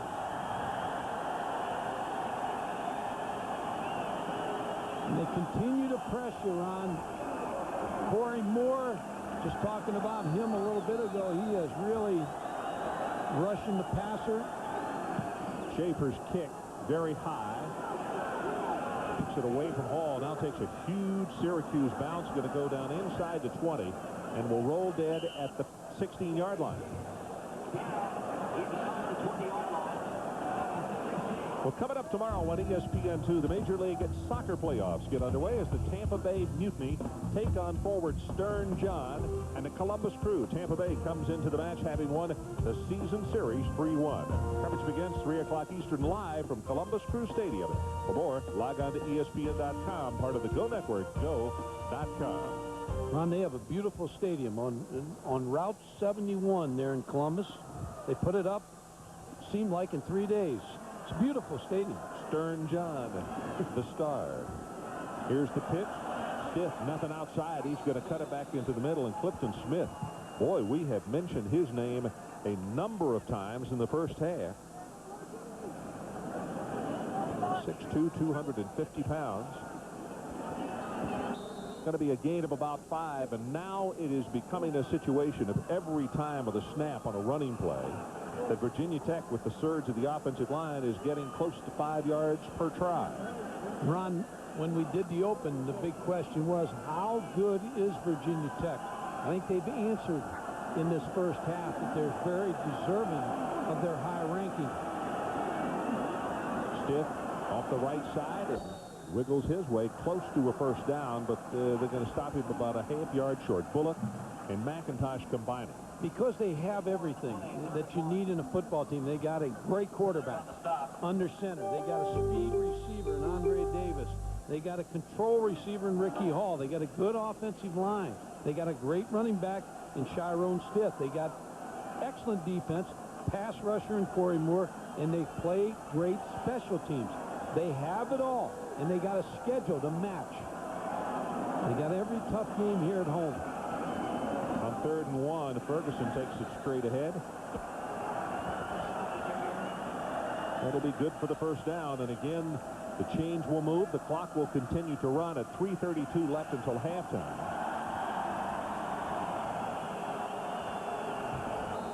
Crowd cheering on every move tonight, and they've had more and more reason to do so.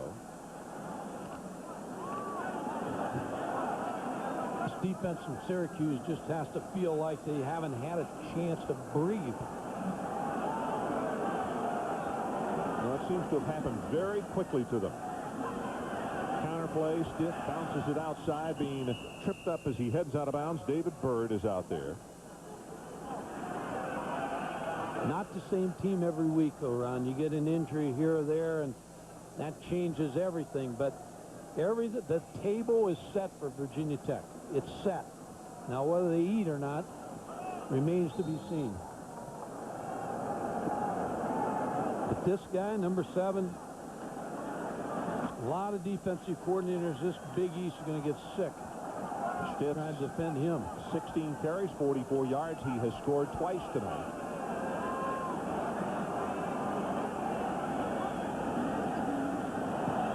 He gets away from it, throws the pass complete, and tackled out of bounds at the 35. It's short of the first down. Hall made the catch. Nice call by Ricky Busso, because Syracuse now starting to try to get to Michael Vick, and then what do? You roll him out to his left-handed side, and he hits Ricky Hall. Looks like Bullock who is down. Keith Bullock, the inside linebacker for the Syracuse Orangemen, injured on the play, and is, as you can see, still down right in front of the Virginia Tech bench. Numbers on this one, if you have just joined us. Virginia Tech, 111 yards rushing, 103 passing for 214. And the numbers on Syracuse, and we're almost at halftime, 27 yards rushing, 12 passing for a total of 39 yards. Ron, you always teach linebackers to play off blockers with their hands. And Keith Bullock's going to come up here, and he's going to get blocked right here into his legs. Sharon Stiff hits him, cuts him low.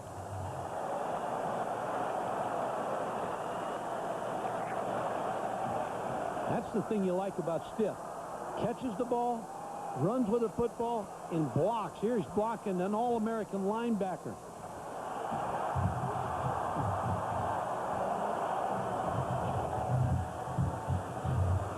Bullock we have for 6 tackles and 2 of those solo. He got up, he was blocked, he got up, he tried to get back to make that tackle. Even hurt, showed you great effort.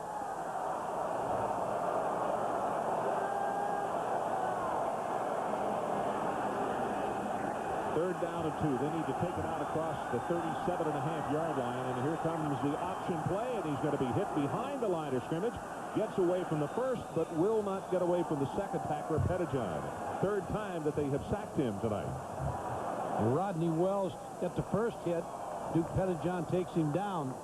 Big stop by Syracuse. They want the ball back with 2:38 on the clock.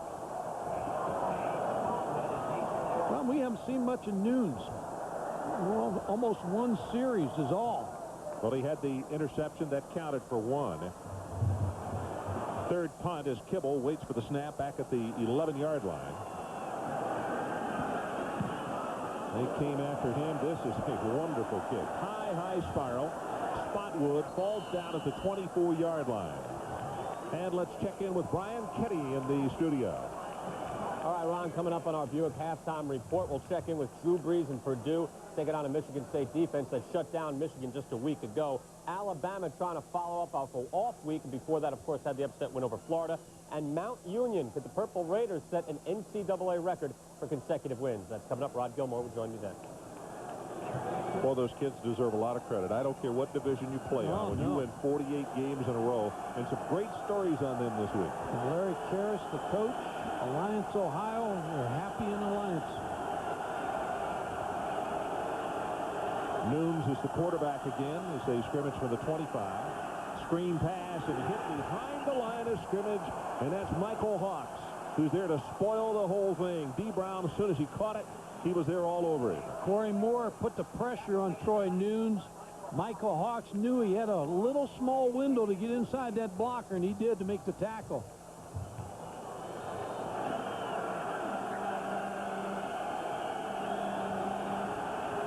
Second and 14. Nunes drills it. Well, Brabinski, the intended receiver, Ike Charlton, was all over him. Ron, they're doubling Corey Moore. They're making sure that he doesn't get to the quarterback. Taking a back, taking the tackle. Pilon, number 64, he'll block him, and then the back picks him up. So they make sure that Corey Moore gets blocked by 2 people. Again, this crowd comes to their feet. It is a third down situation, Syracuse. And to keep this drive going, they've got to go out to the 35-yard line. Virginia Tech's going to get a shot. If they don't make this first down, they got 1 timeout yet. They're still going to be in good field position.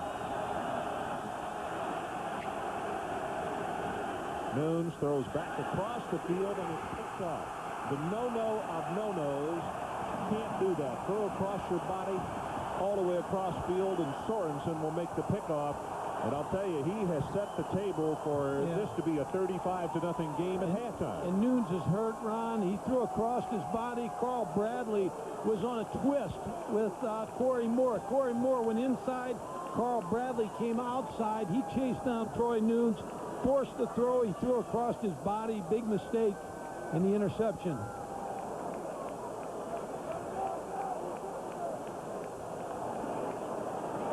Nick Sorensen picked it off.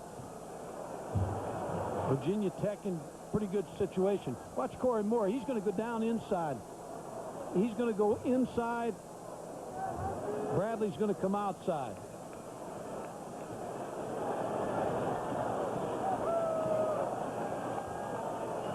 Now Bradley chases him down, throws across his body. Nick Sorensen just picking off the high ball. There's the hit on Troy Nunes. Corey Moore going down inside. Little stunt, twist. Gets picked up by 2 people. D. Brown helping the guard. Nick Sorensen was the backup quarterback last year, Ron. So you talk about fitting into a role player. He was a role player last year on offense. This year he's a safety picking off passes.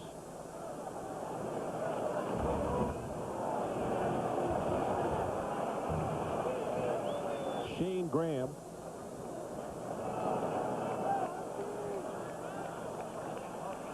Oh, I beg your pardon. First down. One time at him on the sideline, whether they need him for a field goal or whether his team can push it in for the score. We'll see. And they have 1 timeout left on. Right through his hands. Vic picks it up and retreats. You see Stiff back to help him out. And because he's left-handed, and he just throws that one away. And a flag down, that's going to be intentional grounding. I think the other flag happened before. The referee's going to throw the intentional grounding. So we're going to have 2 penalties here.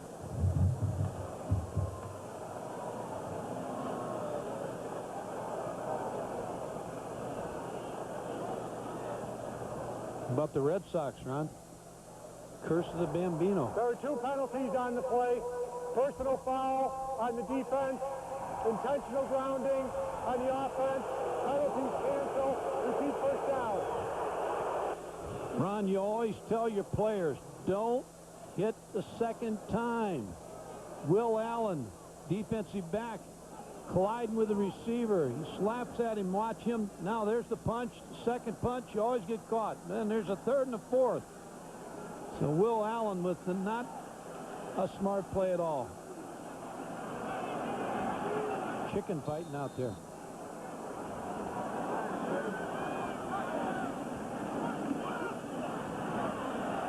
Vic, all the time in the world, ball sideline, and he's off the mark. Johnson is the man that he wanted. Adrian Carson, let's check with you. The Syracuse defensive captain, Keith Bullock, will not play the rest of this 112 in the first half with a bruised left knee. Will be evaluated at halftime. Should play in the second half. Troy Nunes, initial indication, twisted left ankle. He will be evaluated at halftime as well, Ron. He should play in the second half. You see the numbers on him. He has had a rough one. He's taken a couple of really, really hard hits. 2 of 8.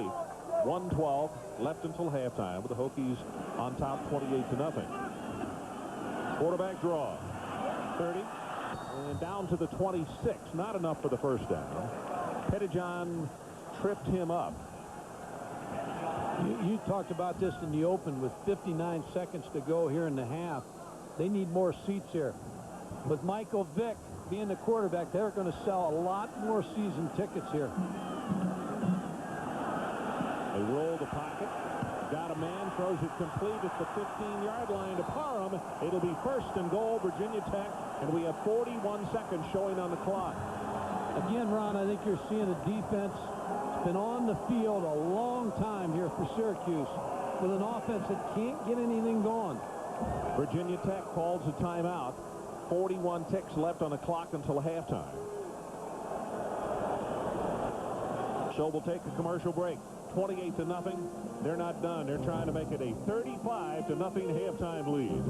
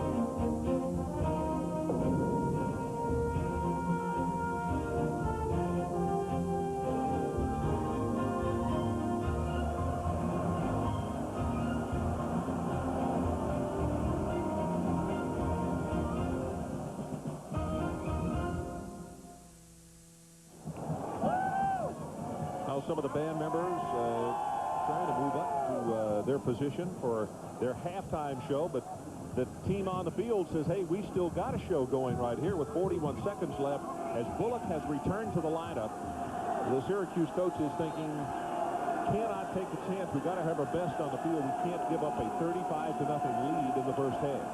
But they are very close to having that happen.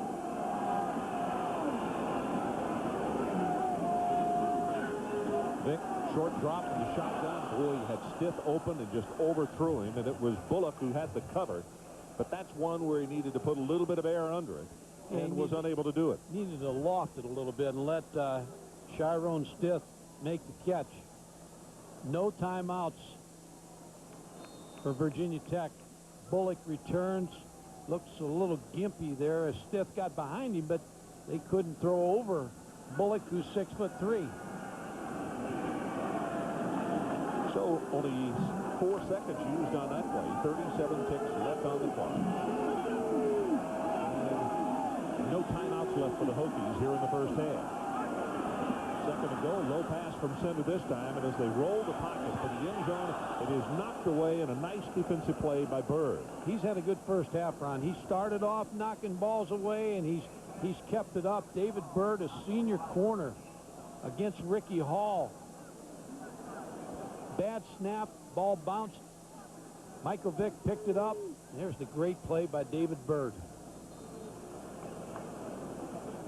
Senior cornerback out of Schenectady. So now it's third down, and still 31 seconds left until halftime. Without the timeout, Ron, they've got to throw it. Or quarterback draw. They got to throw in the end zone.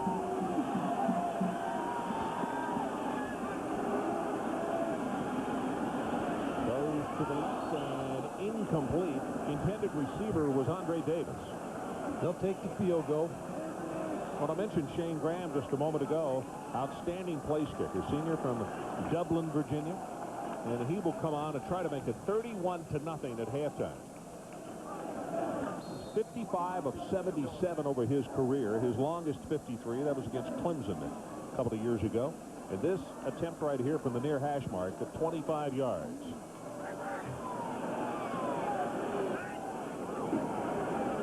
Gets a good pass, and he splits it. and Graham have been in a battle back and forth all year for the scoring honors in this conference. And he knocks this one home to make it 31-0. And let's check in with Adrian Karsten. Adrian? Ron, you may never meet a bigger Virginia Tech Hokie fan. I'm with Kenneth Massey, who's been attending football games here in Blacksburg since, well, before we were born, in your mother's womb, as a matter of fact. He has a very loud voice in college football as far as the national championship is concerned. Kenneth, you get a call from Roy Kramer, initiating the BCS in the playoff. What did he have to say? What do you want to know? Well, he contacted me through email first, and I answered a few questions.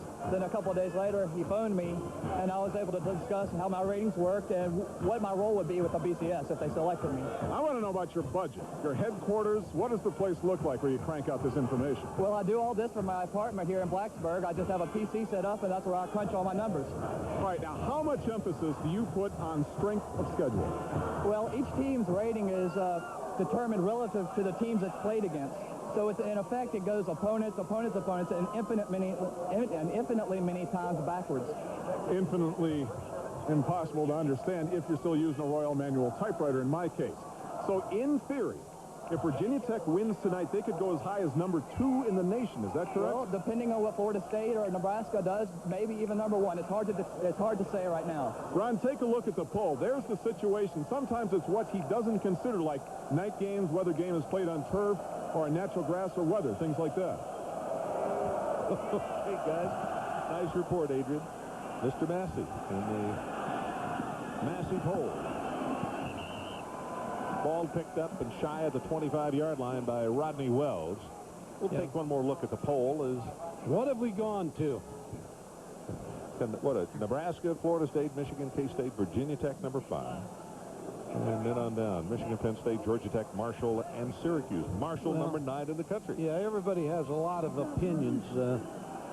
Florida State not being number 1 on that poll, I'd have to argue with. Computer or no computer. Williams, the quarterback, with 20 seconds left. He'll go down to one knee, and that should be the final play of this first half. And for very good reason. They are standing, they are cheering, and they are applauding this man's football team because they have been just magnificent in the first half. Our halftime score is Virginia Tech 31 and Syracuse nothing. Now with the Buick halftime report, here's Brian Kenny and Rodney Gilmore. All right, Ron, thank you very much. All right, College Schwam. Where do they stack up? Because Florida State, Penn State, Nebraska, they could go the whole way, Virginia Tech, and we won't know how they stack up. How do you think they stack up against the unbeaten powers? They're good. They're good. You can tell. You watch this team play tonight, great defense. And let me tell you something. You know, Syracuse came in thinking they had to contain Michael Vick. Well, they knew that, and they still couldn't contain him. This team is as good. They deserve to be up there with Penn State, Florida State, and Nebraska, of course. Of course, we will be looking in on Florida a little later on in Florida and Auburn. Also, for Virginia Tech fans out there, a key loss for them. We'll talk about that in the Big Ten. We'll also talk about Drew Brees, Michigan State, the newest Big Ten star, but could Brees shoot him down? And Alabama coming off the win over Florida, taking on Ole Miss. Oh, yeah, those first ice boats had a lot of speed, but not a whole lot of control. Yeah, with the blades setting there, they couldn't steer around the ice fishing holes. Oh, geez, learned the hard way. Wider is better. With its speed-sensitive steering technology, the White Track Grand Prix gives you precise cornering and control, even at a good clip. You betcha. Better, better. Wider is better. The White Track Grand Prix by Pontiac. Here's to my best friend Frank and his lovely new bride, Shirley Stupid. Quiznos oven-baked classics. If you want your sub toasted, you gotta go to Quiznos. With its built-in phone directory, alarm clock, calendar, and optional vibrating alert, you'll discover the easy-to-use Nokia 6100 series wireless phone. It's very helpful in planning your day.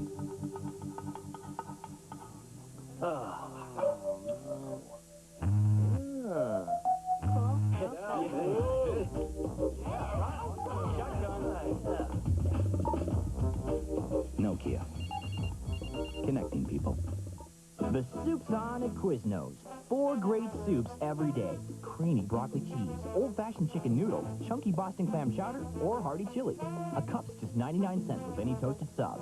That's 4 soups every day at Quiznos.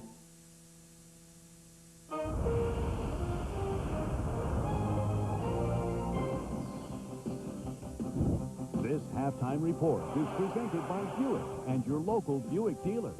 Isn't it time for a real car? And once again, the Buick halftime report. I want to remind you, Florida and Auburn coming up right after this game. And speaking of Steve Spurrier, and I am, Alabama and Ole Miss today. Steve Spurrier getting one in on this, says it's a curse to beat the Gators. Watch what happens to Alabama. We looked it up. 4 of the last 5 teams to beat Florida. Next game took a loss. Of course, the one team that didn't was Tennessee, and they won the national title. But anyway, it's kind of a curse. Archie Manning is there. Watching Ole Miss. Third quarter, Bama up 17-7. Sean Alexander, magnificent again, going all the way to the 9, 38-yard gain, sets this up. Sean Alexander from the 3, third touchdown of the day, 24-7. Fourth quarter, 27-24. Ole Miss storming back, but Alexander again still doesn't sneak back the other way. Sets up a field goal. Alabama surviving 30-24. Rod, was not Louisiana Tech like this time. They survive and they hold them off. Well, Alabama controlled this ball game really from the start. They kind of settled in the second half, tried to run the clock out, didn't do it. Mississippi got back in it, but Alexander bailed them out. 214 yards for Sean Alexander. More now, Michigan State and Purdue. Michigan State so big last week against the Wolverines, but Purdue up on top 14-6. Purdue with the ball. Chris Daniels from Drew Brees. He's in 21-6 Purdue. Second quarter, Purdue up on top now 28-14. Brees to Daniels again. 35-14. Over 300 yards in the air in the first half for Drew Brees. Third quarter, now it's tight, 35-28 because of an interception. Brees back in the end zone. Long drive made it 42-28. It ends 52-28. Chris Daniels setting a Big Ten record with 301 yards receiving. He was a big part of this one, Rob. Absolutely great matchup for him. But Drew Brees, 7 touchdown passes on the day. 2 of them the wrong way for Michigan State. So Michigan State takes its first loss in the Big Ten. Penn State unbeaten going into this one against Ohio State. Joe Paterno looking to tie up Amos Alonzo Stagg. LeVar Arrington looking for someone to jump over. There we go, the LeVar lead. Steve Belisari, hello. Down you go. Third quarter, Penn State up 13-10. Rashard Casey is in as Kevin Thompson was knocked out of this game. Casey can get it done. He goes in. And this a dominant performance by Penn State. 23-10 the final. Joe Paterno win number 314. Nittany Lions outgaining Ohio State 422-143 total yards. Niall Diggs had a pretty good game for the Buckeyes as well, 6 tackles, but Arrington 7 tackles as well. Wisconsin huge over Indiana 59-0. Ron Dane 167 yards on the ground and was taken out early in this one as well. Barry Alvarez 65 career wins. That ties the all-time coaching record at Wisconsin. Speaking of which, these two teams talking about Michigan State and Wisconsin. You can see them next Saturday, noon Eastern, and you can see them on ESPN2. Again, noon on ESPN2, Michigan State and Wisconsin. Everyone was looking ahead to Michigan State, Penn State. That's looking back, of course, all the way over to November 20th. But now you got Penn State and Purdue coming up next week. That's a very big test. Drew Brees and the guys took a tough loss against Ohio State, and they didn't go away. Absolutely. But, you know, really, you look at the Big Ten right now, I think you see this is that the Big Ten championship belongs to Penn State. It's theirs to lose. All they have to do is win out. Sure, they get Purdue next week. They also get Michigan and Michigan State, and they can wind up in the Nokia Sugar Bowl. Now, everyone else in that conference is still in the hunt. The Rose Bowl is still there. Wisconsin, still 1 loss. Michigan State still in it. Michigan's still there. It's going to be a good race. We've got some teams that can pull some things off. Let me throw this in again. Drew Brees, 40 for 57, 509 yards in the air. Hello. More now. Georgia Tech outlasting Duke. Yes, outlasting Duke, 38-31. Joe Hamilton with another fourth quarter comeback. He's got 6 in the last 13 games. Georgia over Vanderbilt, coming back to beat Vanderbilt. Vandy had a 17-3 halftime lead, but the Bulldogs win it. And Florida State and Wake Forest in progress right now. Second quarter, a lot of time left.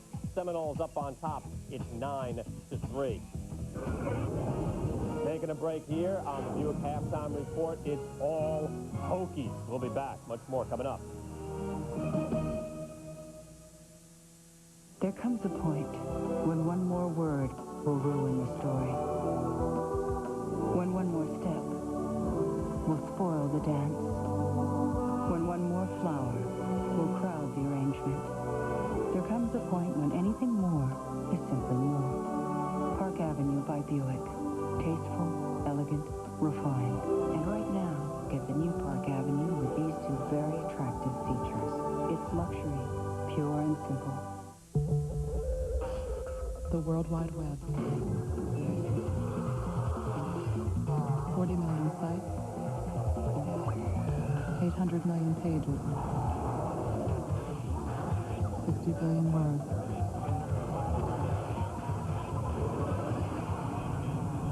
And one search engine that prioritizes, categorizes, and organizes it into neat little folders. Northern Lights, just what you've been searching for. When does a guarantee start? Depends. How soon can you make it in? Sears Days, the season's guaranteed lowest prices, 12 days only. The best names, the best prices, at the best time. Right now, during Sears Days. It's the way a good steak sandwich tastes like it came from a steakhouse. The A1 Steak and Cheese Sandwich at Subway. Made for you, just the way you want it. Subway, the way a sandwich should be. Back here on the Buick Halftime Report, we know some of you were flipping over watching that baseball game. Yankees and Red Sox, Pedro Martinez versus Roger Clemens. The ultimate showdown turns out to be the ultimate dud. Start things off, bottom of the first. Roger Clemens on the hill. John Valentin ripping this one over the top of the green monster. 2-run home run, 2-0 Bo Sox. And, well, Clemens finally helping the Red Sox in the playoffs. Pedro Martinez, meantime, taking on Ricky Leday. Typical Pedro. Best pitcher in the bigs. He struck him out. Pedro's brother Ramon enjoying it. He'd enjoy it for a long afternoon. Pedro gets Tino Martinez as well. 12 Ks for Pedro Martinez. And look at this score. Out 13-1. 12 straight wins in the playoffs for the Yankees. That streak is now snapped. Pedro again goes 7, and now the Yankees lead this series 2-1. Back to college football. USC and Notre Dame, neither team ranked, but usually an interesting game. This one, incredible. Second quarter, USC up 14-0. Mike Van Raphorst to R.J. Stowers. That's a touchdown. 21-0 USC. Fourth quarter, Notre Dame fighting back. Darius Jackson running in, fumbles the football just before the end zone, but the Irish, can they get this back? Take a look. Luck of the Irish in this one, Rod. Oh, they had everything in this one, but Lindsey Nelson calling for them to get back in the ball game. Back in, Jabari Holloway got this back 25-24, 22 unanswered points for Notre Dame. The biggest comeback win since a 35-34 win in 1979, the Cotton Bowl against Houston. California over UCLA, 17-0. First conference road shutout for Cal since 1976. Stanford, meantime, leading Oregon State 14-10. Well, about 6 and change left in this game. Troy Walters, 3 receptions, 38 yards, needs 1 more catch to tie the school record. And Washington right now leading Arizona State. Oh, tied up now, updated as we speak. 7-7 now. A lot of time left in the first half.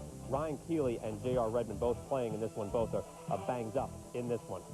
Oh, Rod, first time since 1985 that no Pac-10 team in the top 25. I'm thinking Pac-8. You got to go back a long way even to find this when they're out of the top 20. Yeah. It's not ranked at all in the top 25. It's going to really have implications down the line come bowl season. Yeah, I think when you start looking and seeing that the Pac-10 has 5 tie-ins to bowl games, you're going to be hard-pressed maybe to find those 5 teams. Great win for California. Tom Homo and his Bears did a great job. But UCLA is now 3-4. Devastating loss. They may not get to a bowl game now. And USC, on the other hand, 3-3.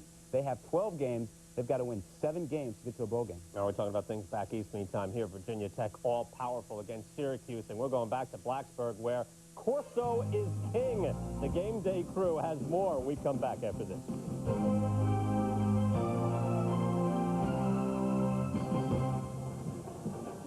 Dewey Jowers Insurance Agency, in business since 1977. Barbara Hall & Hogg Insurance, in business since 1873. These agencies have come together to form a bigger, better company without losing the quality and tradition. The same friendly faces, the same quality service, all under one roof. With this addition to Dewey Jowers Insurance Agency, there is more companies to serve you. With 125 years experience serving Rome and Floyd County, Dewey Jowers Insurance and Barbara Hall & Hogg together as one, all under one roof. Dewey Jowers Insurance Agency, 706 East 2nd Avenue in Rome. The Lane Gang announces Lane's $1 million giveaway sale. Save big on all Lane reclining furniture in stores across the country. You not only save a bundle, you could win $1 million. Visit your local Lane dealer, and you could instantly win one of 500 recliners, plus a chance to win $1 million in a football toss in Lane's $1 million reclining giveaway sale. Show me the million.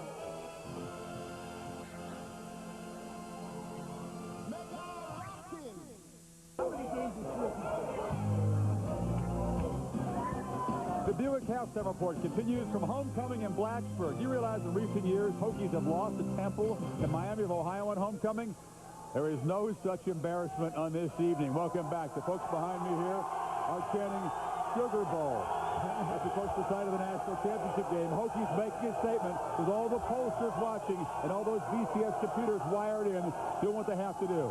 If it looks impressive on your TV screen, I promise you, it is positively fierce from field level. You got Jamel Smith, number 46, Michael Hawks, number 43, punishing and destroying people. And guys, Syracuse looks like a team that wants to get on the bus, go back to Roanoke, and get on the charter, and I can't blame them. Well, Chris, you know, Syracuse only loss has been to Michigan. The Michigan. Well, I've seen Arizona, Washington, BYU, Notre Dame, Michigan, Michigan State, Florida, Tennessee, and Georgia Tech. And on a neutral field with Michael Vick at quarterback, I think Virginia Tech could beat any one of those football teams. The only team I've seen in person that would be a battle for Virginia Tech would be Penn State. If Penn State and Virginia Tech played, it would be a classic battle of coaching and talent and everything else. You're fired up, baby. That's right. You know what? You forgot two teams, Florida State and Nebraska, who we haven't seen.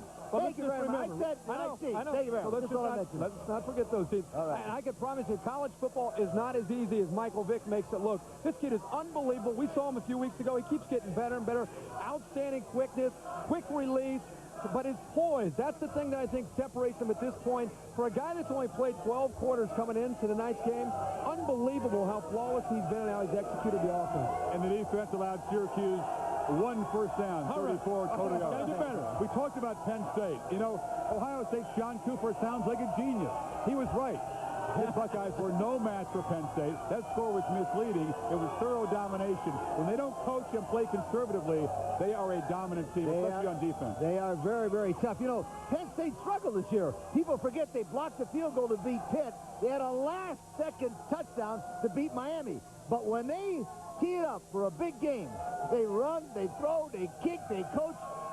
Penn State is a very, very fine football team. I know you're proud of Eric McCoo, but this game was all about the Penn State defense. Ohio State only had 143 yards. Total offense. Penn State's defense was phenomenal. LeVar Arrington, Courtney Brown, all those guys. And let's talk real quick about the Heisman. Sean Alexander, welcome to the race, my friend. We'll see you, hopefully, next week in Tuscaloosa. That'll be a big game as Tennessee comes calling Alexander dominant. Breeze back in that race, too, despite those interceptions. Absolutely. Big victory. The second half is coming up. They're celebrating. They don't care. This is a mismatch at the break. 31-0 Hokies over the Orangemen. Do rich people deserve more space than the rest of us? Was technology meant to improve their lives alone? Do the stars shine for their eyes only? Introducing the special edition Century 2000. With so many unexpected amenities for an unexpected price, it's the first limited edition that isn't limited to the rich. The new Century 2000 by Buick, a luxury car for everyone. It's like we've always been there for you. We were there when you found your first love, and when your first love found you. We helped you get settled into your first real place, then into your wife's idea of a real place. And now that you have a reason, make that reasons to get some life insurance. There's no one better to ask than the State Farm agent you've always trusted to care for your car, your home, and you. State Farm is there for you because State Farm is there for life. For generations, Syracuse University has offered those seeking a higher education the opportunity to share in a rich variety of educational and professional experiences. This timeless vision of learning, commitment, and success has been shared by Syracuse students past and present. Emphasis on the core values of quality, caring, diversity, innovation, and service makes Syracuse a leading student-centered research university. Back back here on the Buick Halftime Report. Some other scores to report. Texas A&M over Kansas, 34-17. Kansas led this one 10-3 with 2 minutes to go in the first half. Meantime, K-State big over Utah State, 40-0. And yes, Mount Union has done it, 44-20 over Otterbein. 48 consecutive wins. Chuck Moore, 180 yards on the ground. The all-time unbeaten streak, by the way, in NCAA history is 63 games held by Washington back in 1907 to 1917. But this breaking the record held by Oklahoma and Bud Wilkinson. So Mount Union breaks the NCAA record. Sooner fans, of course, Bud Wilkinson still holds the major college record. Tremendous accomplishment. Hats off to Larry Karras, the coach. They did a great job for him and his players. They'll be in the D3 championship game again this year. An average win during this streak, by the way, 47-12. So that's a typical win for them. Meantime, National League Championship Series, Braves going for the sweep. No score, top of the second inning at Shea Stadium. All right, here, Chiron Stith and the Hokies looking to make a statement. They made a pretty good statement in the first half. Pounded it in on Syracuse almost at will. Enjoy the second half. Throw the deep ball. He's accurate. He just does everything. Scrambles here against the Syracuse defense. Picks up some valuable yardage. Then a little, look at the wrist for a good pass completion. Then he hits the touchdown pass to Hall in the back of the end zone. Then he runs an option. Bullock thinks he has him, doesn't. Shows you his stepping away from the defender ability. He's been impressive, and he does it so easy. 7-13, as I said, 122 yards and the one touchdown. And there are the first half numbers, and it's pretty ugly for Syracuse. 1 first down. 26 rushing yards. You can't do that against Virginia Tech's defense, or any defense for that matter, because they gang up on you. And 2 turnovers on top of that. Defensively for Syracuse, McIntosh with 9 tackles, 7 for Clifton Smith. Engelberger with 4 for Virginia Tech and 4 for Jamal Smith. First kickoff of the night for Syracuse, and it's Stiff from just inside the 5. And it's Demont Kynes who will make the tackle. Let's check in on the sideline with Adrian Karsten. All right, Ron. Coach Pasqualoni and the staff admitted to me, not a Vic McNabb or not, Michael Vick is what he is. And there are some givens we know in the second half. First of all, he's going to run the option, and he's going to throw the ball. So, in order to control this game in any way, we got to limit 2 things. On a running play, yards after the initial hit. On a pass play, yards after the initial catch. A lot of that falls on the shoulders of Keith Bullock, their defensive captain, playing hampered with a bruised left knee. Ron, they better get some offense. All the defense they need some offense. Big head of steam, has 5, has 10, and he is off and running. Stiff caught from behind and tackled at the 21-yard line by Will Allen. 58 yards. Yeah, Will Allen with a great effort to catch Stiff from scoring a touchdown. But, Ron, I think what Virginia Tech's, they may be tired of hearing about their schedule, too. They're making a statement here tonight that they're one of the better football teams in the country, and they got an excellent tailback in Chiron Stiff. It's not the way you want to come out if you're Paul Pasqualoni and give up a big gainer. Yeah, that's a triple deep off the center field wall. Oh, boy. 31-0 and counting. Kendrick comes into the lineup, and he bangs it at right tackle. Not much there. Another tackle for Clifton Smith. We mentioned he was one of the tackle leaders in the first half for Syracuse. Good tackle by Clifton Smith. He hasn't packed it in yet. He's staying around for the whole ball game. He's played well. Well, Kendrick goes out. Stith will come back into the lineup. You see his numbers now over 100 yards with that 58-yard jaunt just a moment ago.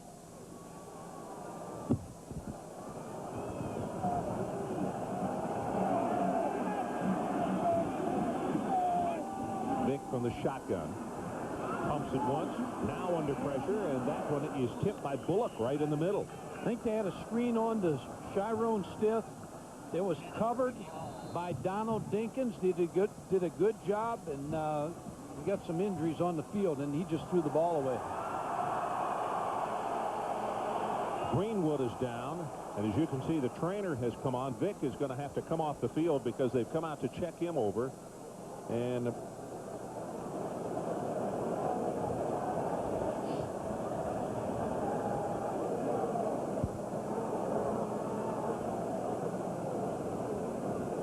there was a screen set up here to Stith, but a good job by Donald Dinkins. Now Greenwood chases down Michael Vick. Both seem to have in that collision a little injury. There's no screen on the other side. He just threw the ball away. Well, Clifton Smith caught him around the chin with his headgear, and I think that's probably why Vick has gone to the bench. He might have a few cobwebs after that lick that he just absorbed.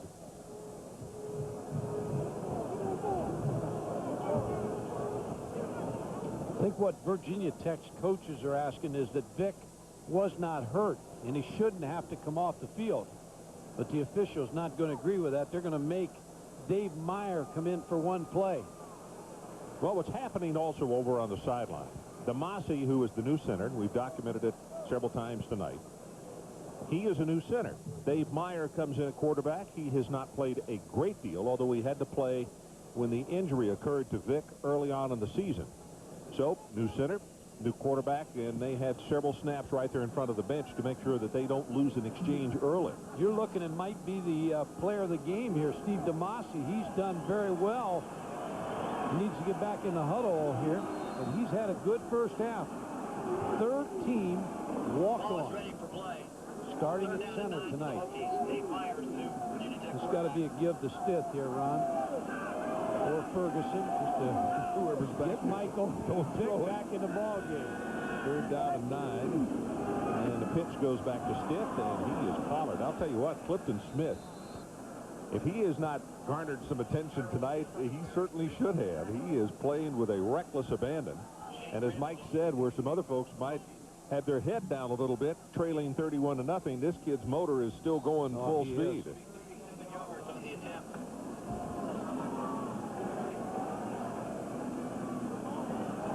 They're proud of their linebacking crew. So the field goal attempt by Graham, it'll be a 37-yard attempt from the near hash mark. Good pass, plenty of distance on this one, and he's got it.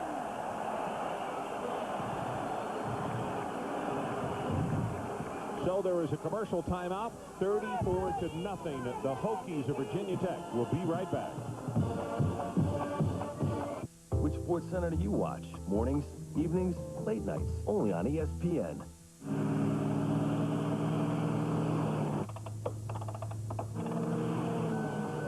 With technology unavailable in any other SUV, just how smooth is the ride of the new Land Rover?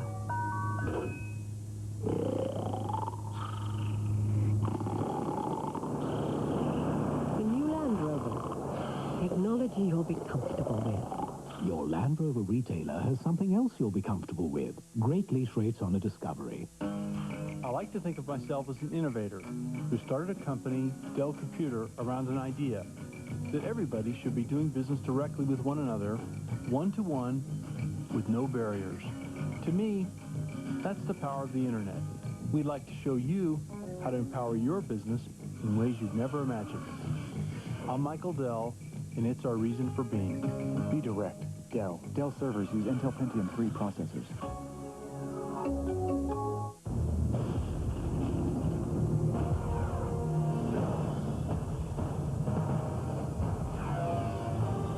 It is more than a trial by fire. It is a rite of passage. And if you can master your fear, outsmart your enemy, and never yield, even to yourself, you will be changed forever. The few, the proud, the Marines.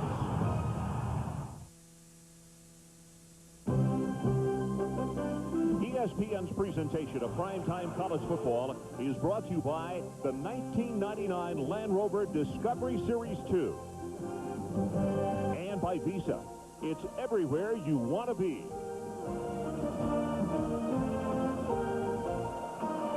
Inside that house, as you look at the back of the press box, 34-0, capacity crowd, and we were just talking during the timeout. These folks are enjoying this football team and this situation so much. They won't leave early. They're not like they're having too much fun with this football team.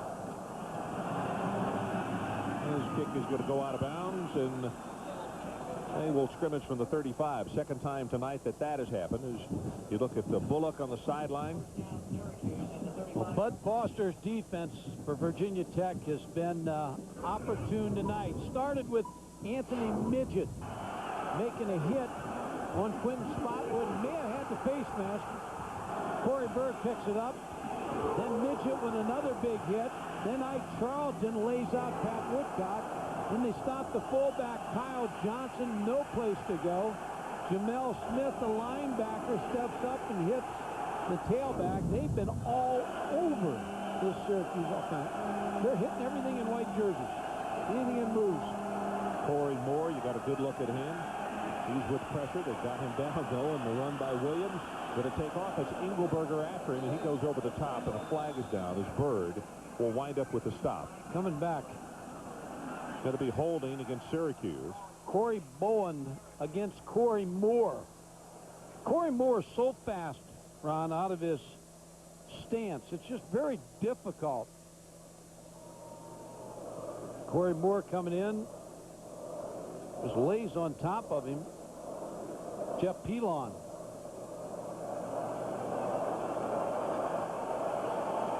I don't know if that was the holding or not. As you can see, Moore shaken up on the play, grabbing just below his knee. He explodes, Ron. He's like a track guy coming out of the stance. You have to wonder about him, Mike. Is he a strong safety in the pro? Is he big enough to play a rush in? Because, what, 212 pounds? Bowling Green had a guy a long time ago named Joe Green. He was a middle guard, and he played strong safety for the Giants. Well, I said 212. I'm wrong. About 222 is what he was.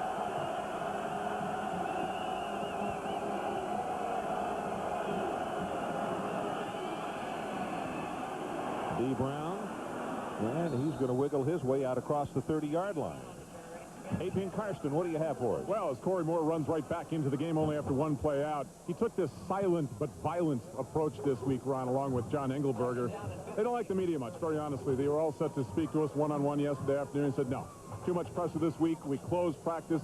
We are really focused on our situation now. Mike, you mentioned the fact Joe Green did great from the agent standpoint. Corey is a finance major, has his degree, could represent himself if he had to.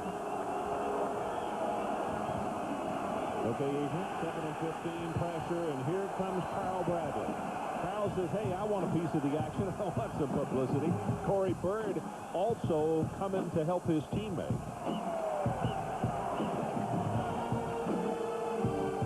It's the first sack by Virginia Tech tonight. Well, they draw a bead on you. Corey Moore, he rushed the last play. Here's another sign. He can drop back. Talk about whether he can play, and he needs to do a little bit more of this, dropping back in coverage. Of course, Carl Bradley made sure the pass never was thrown. 3rd down. Line to make is all the way out at the 45.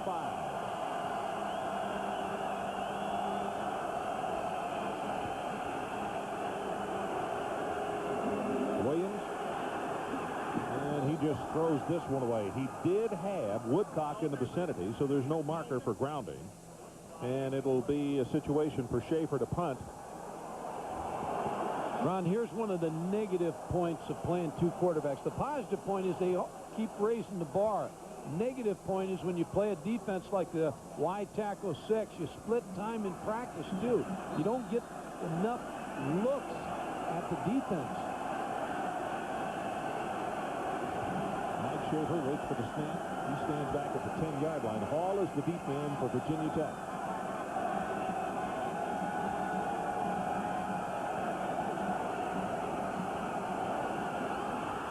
Jackson, and he is going to be tackled at the 10-yard line. They're still scrambling for it, and it was Larry Austin.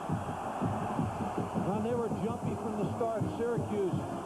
Anthony Midget kept pointing and moving and trying to get somebody to jump.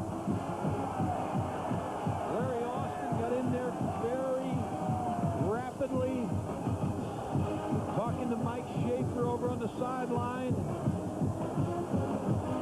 Trying to pressure the center. They're trying to shoot that gap.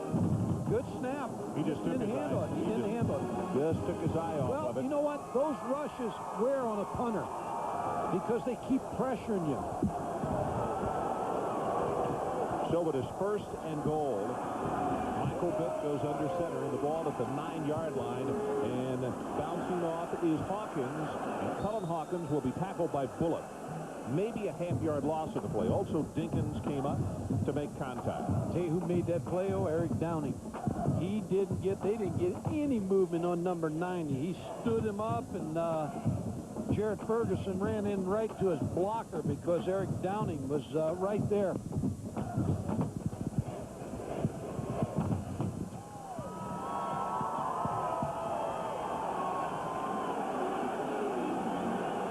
Kendrick and Hawkins in the game replacing Stiff and Ferguson. And the pitch goes to Kendrick. Is he going to throw? Nope, he's going to run it back into the boundary. And who was out there to push him out? Clifton Smith. On the last 3 games in here, we talked about it. Coming into the night, it was 107 Virginia Tech, 34 Syracuse, and add 34 more onto there. 141 to 34, so it just has not been a comfortable place for Syracuse to come and play. Now, they've done very well against Virginia Tech up at the Dome. And Virginia Tech inside the 20. Look at that. 3 touchdowns and 2 field goals tonight. 3rd down and goal.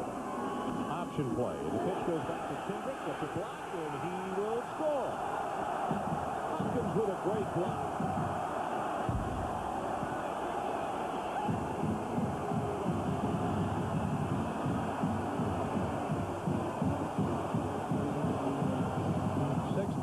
In the red zone, Cullen Hawkins, you're right, he made the big block on Ian McIntosh, number 2.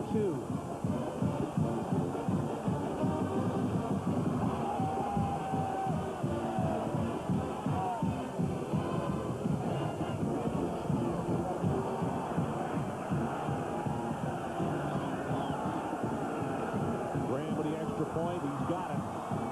If this were a boxing match, it'd be over. They'd stop it.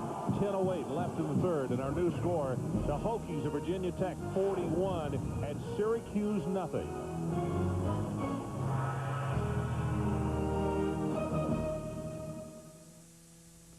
Grandma, I quit my job. What? Done. What about that rent you promised, Mark? Internet. Yeah? The idea is giant, and I can work out of the house. This house? Yeah. I need a few things. Data ports, meeting rooms, 24-hour business services, and catering. What does this look like, a Holiday Inn? Find out why more business travelers choose us over anyone else. Today's Holiday Inn. It's the way a good steak sandwich tastes like it came from a steakhouse. The A1 Steak and Cheese Sandwich at Subway. Made for you, just the way you want it. Subway, the way a sandwich should be. At BASF, we don't make the water scooter, we make it lighter. We don't make a lot of the products you buy, we make a lot of the products you buy better. BASF.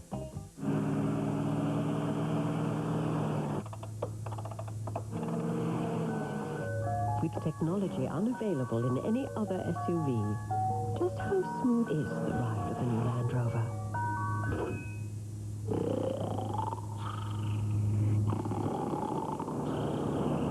The new Land Rover. Technology you'll be comfortable with. Your Land Rover retailer has something else you'll be comfortable with. Great lease rates on a Discovery. Keep your eye on Ohio State's Michael Wiley. A long one in the Dome. Ohio State, Minnesota at noon next Saturday on ESPN. 41-0. Just over 10 minutes left to play. Not in the ball game, but in the 3rd quarter.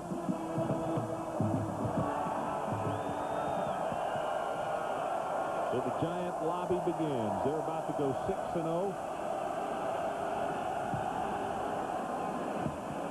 Very, very high kick. From the 3, Will Allen. Breaks the tackle and he's loose at the 40. Cuts it back into the field, loses the football, and recovered by Virginia Tech. Lee Suggs is on the football.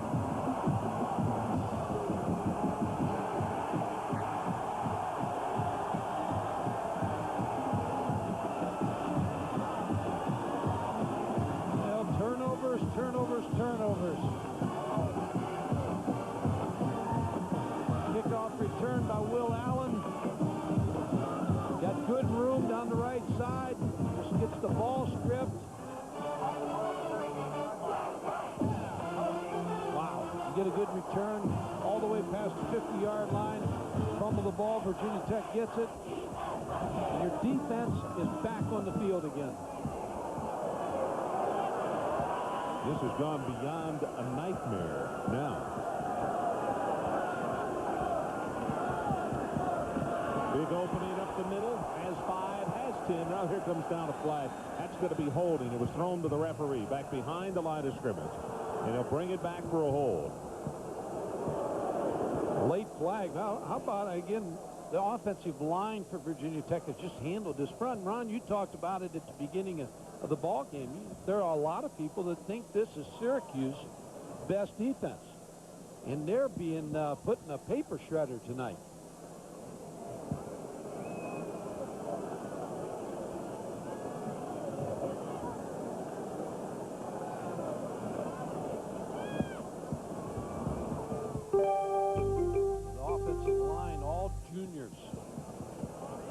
Very young offensive football team. Defensively, they have 7 senior starters for Virginia Tech.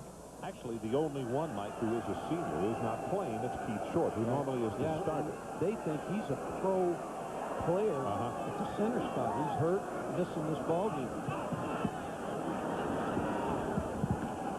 Straight ahead, Smith, another head of steam. He's going to go for about 7 yards. I like the way he runs now. Good lead. He punishes you. Yeah, he runs up in there. He punishes you. Very good back. I was just looking at the scores there across in Wake Forest playing Florida State tight tonight. Big win for Alabama. David Cutcliffe and his kids down at Ole Miss making it close. How about the comeback by Georgia? They were down 17-0. That was a big game for Jim Donnan and his staff because you knew they were going to be flat from that game against Tennessee. And they were hurt. They took a whipping. How about Miami getting another game canceled because of a hurricane? Skip again, and he is loose. Boy, how many times have we said that tonight? McIntosh leads his team in tackles tonight, and it's because of situations like that. 24 yards. I'd be knocking on Frank Beamer's door if I was Steve DeMasi. I'd get that knock right in and say, Coach, how'd you like those blocking up front there now? I'm only 1 of 5, but I'm a walk-on. Third team guy stepped up tonight, and they're running the football, not missing a beat. Look at how he runs it. He stays low to the ground, tough runner.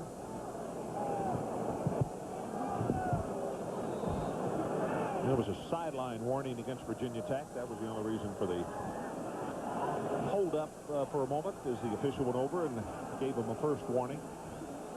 Clock runs are about to go under 8.5 minutes left in the third quarter. Virginia Tech 41-0 and looking for more. Play action by Vick. And way too tall on that one. It was intended for Slowakowski. Syracuse defense came into this ball game. They've been on the field a lot. But they were only averaging giving up 13 points. And they're giving up 41. That was 7th in the NCAA coming into this ball game. But they have not had any help from their offense. Their offense has really let them on the field. Haven't played in harmony. No. You're right. Vick, 7 of 15, 122 yards. He's missed his last 5. Stiff tries to get outside. Bullock has got a hold of him, and he will push him back after a gain of very close to 6 yards. Quentin Harris also up from the secondary.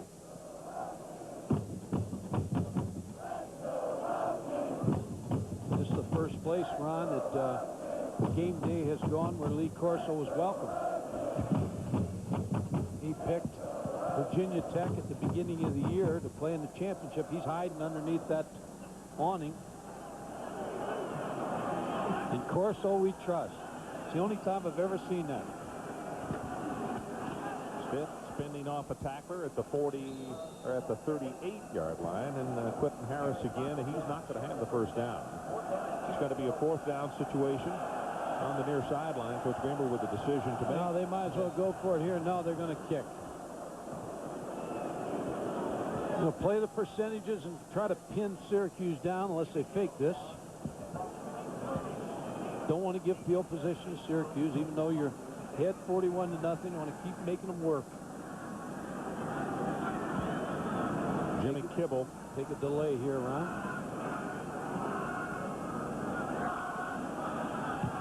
Just got it on. Very, very high. Deep man runs away from it, and it hits in the end zone for the touchback. So 39 yards in the kick. It'll come out to the 20-yard line. Should have took the delay. Should have taken. Give them the 5 yards they needed. Should have taken the delay. 6:53 left. Coming up tomorrow on ESPN, NASCAR Winston Cup Racing live from Talladega Superspeedway with 5 races left. Points leader Dale Jarrett looks to increase his lead over Terry Labonte at the Winston 500. Coverage begins 1 o'clock Eastern. For more, log on to ESPN.com, part of the Go Network, go.com. Noon's back in a quarterback.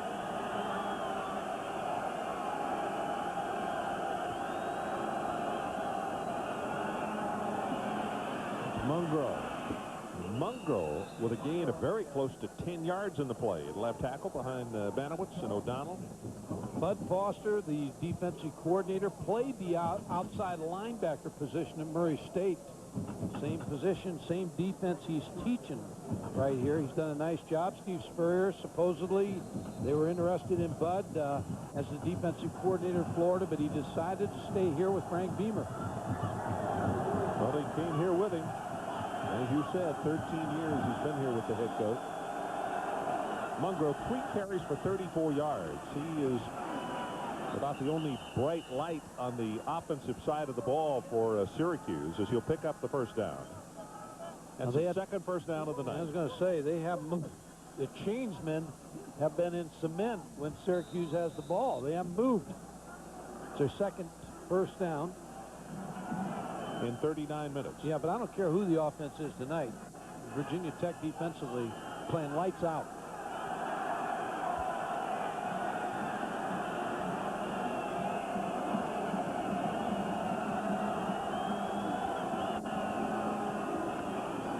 Mungo this time hit behind the line of scrimmage, and it's Chad Beasley. Now everybody's getting into the parade. Brian Kenny, let's check with you again. All right, Ron, let's check in on the Big East. Boston College and Pittsburgh. Pittsburgh up on top 16-13, less than 2 minutes to go. And Tim Hasselback for BC up top. Derek DeWalt's got that. 20-16 Boston College. It's now a final, Ron. Wow.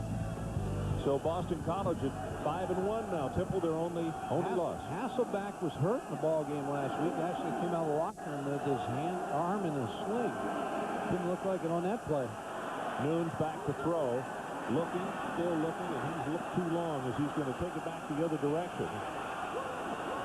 The coaches are saying take it on up the field, and he took it as far as he could, and Pugh was there to usher him out of bounds. Long way to, and now a flag comes down.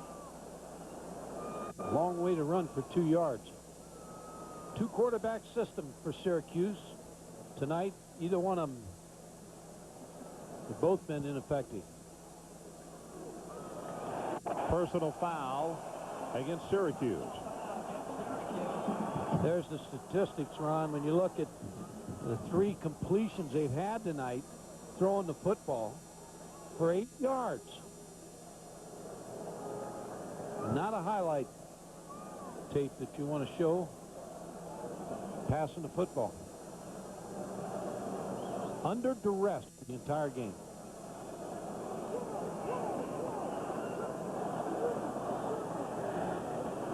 Personal foul, stepped off back to the 18. And you mentioned about Nunes being from Butler, Pennsylvania. Against Pittsburgh, he had 3 touchdown passes. That had to be a great homecoming for Troy Nunes. And Jerry Punch interviewed his father in that ball game.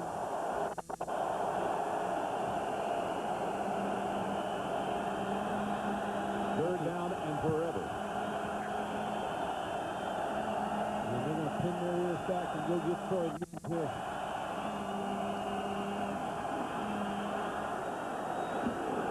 Complete to Johnson. He pays for it at the 20. Michael Hawks, the first man. I'm impressed with the linebackers tonight of Virginia Tech. Of course, they've got a complement of everything, but their linebackers are fast. looks like you have plays and they close it with their closing speed. The only thing they haven't done tonight is block a punt. Now they got Mike Schaefer on a bad snap, or a snap that he couldn't handle.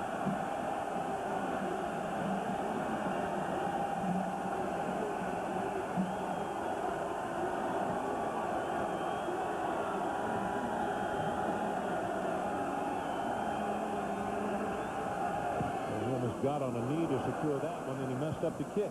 End over end is going to hit just beyond midfield. It's only going to be about a 32, 33-yard kick. 34 is where it winds up, and there is a commercial coming with 4:10 remaining, third quarter. All Hokies.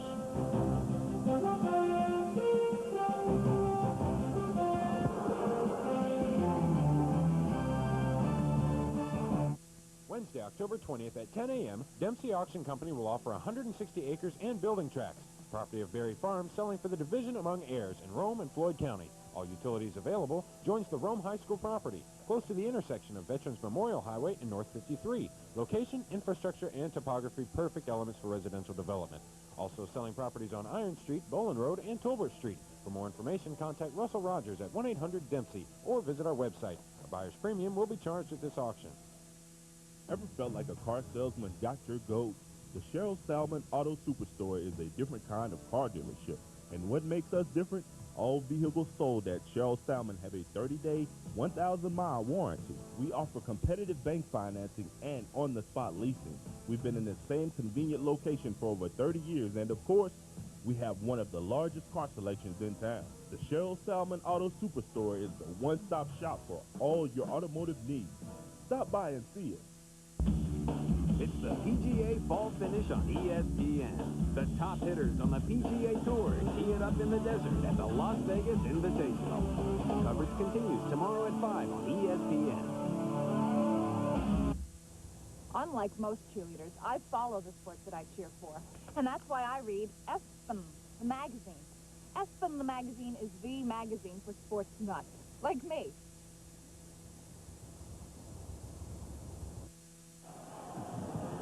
Well, we're back, and you see the numbers, 41-0 with 4:10 left in the third quarter.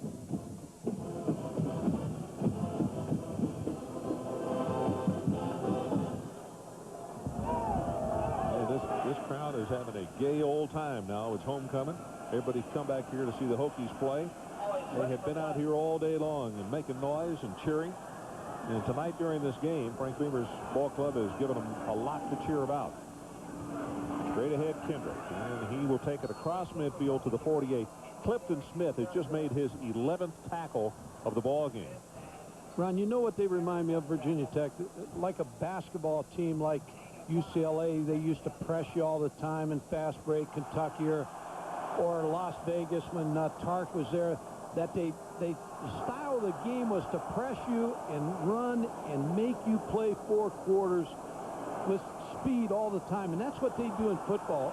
Virginia Tech, they press you on offense with Vic, they press you on defense, and they press you on special teams, and they're pressing the mascot. Well, it was a straw he was putting on the orange.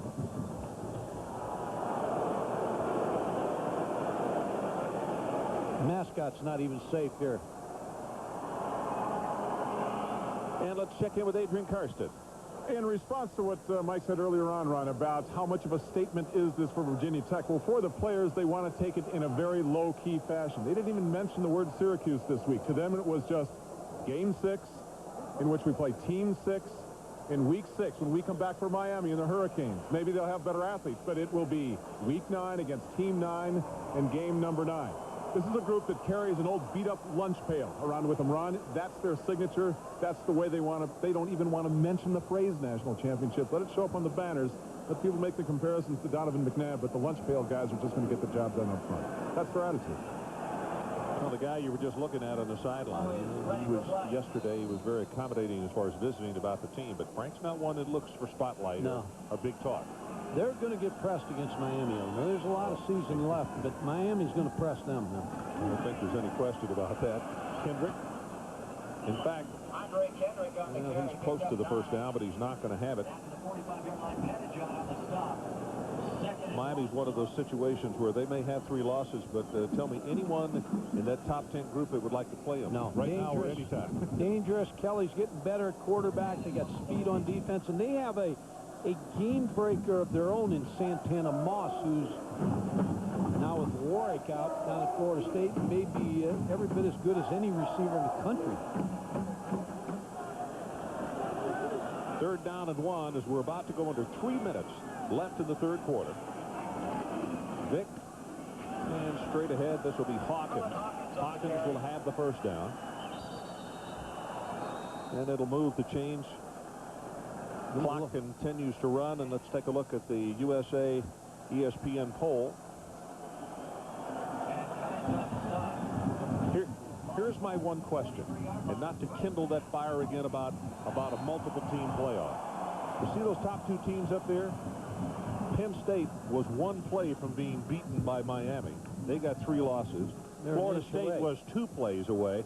So my point is, do you think, as I mentioned again, do you think any of those teams want to play Miami? No, and that's the reason that multiple teams should be allowed in the playoff, because Miami's a great example this year. They might beat either one of those teams that we play again. Well, you're speaking to the choir. Not much doing for Kendrick right there, as he will be tackled after a gain of a couple. So I agree with you that when we come back up here in, what is it, 3 weeks or 4 weeks to do the Miami at the Virginia Tech game, stay tuned, folks. I think that could be an all-out affair. I think Miami will have a shot at Virginia Tech. Temple beat them last year in homecoming. They've had problems in homecoming games. They lost 3 out of their last 4 homecoming games. They're not going to go to the dance unhappy tonight. Let it be noted, put a giant asterisk by 1999, because they didn't have any problems. Dancing away tonight. Oh my goodness. This is just timeout called by Virginia Tech. It'll stop the clock with 1:50 left in the 3rd, and we'll take the timeout with them.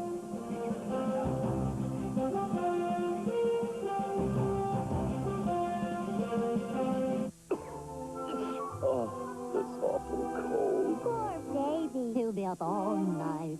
Coffee. Sneezing. No way, he'll be up with the chicken. No cold hands in the morning. Sorry, girls, but he's getting NyQuil. You need relief. So I can rest. And when he wakes up, he'll be ready to go. Good morning, ladies. NyQuil, the nighttime sniffling, sneezing, coughing, aching, stuffy head fever, so you can rest and have a good morning, Mason. Ooh. It starts with Texas Instruments programmable DSP. It's the power for the smartest cell phones and internet access to the latest digital sound. And when new generations evolve, rather than retool or replace, you can simply reprogram. The new frontier is no longer out there. It's here. Hardware, software, and open thinking. From the world leader in DSP and analog, Texas Instruments.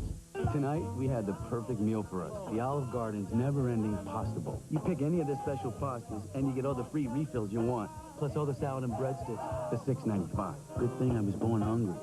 The Olive Garden. When you're here, you're family. When does the guarantee start? Depends. How soon can you make it in? Sears Days, the season's guaranteed lowest prices, 12 days only. The best names, the best prices, at the best time. Right now, during Sears Days. Reminder to everyone out there, Florida and Auburn coming up next. Doug Johnson will start. Stuart Schultz did not throw all week. That game, as soon as this one is over, you won't miss a bit of the action. These people haven't missed any of the action. In fact, they're creating their own in the stands here at Blacksburg, Virginia. Their team driving again, and they already lead it 41-0.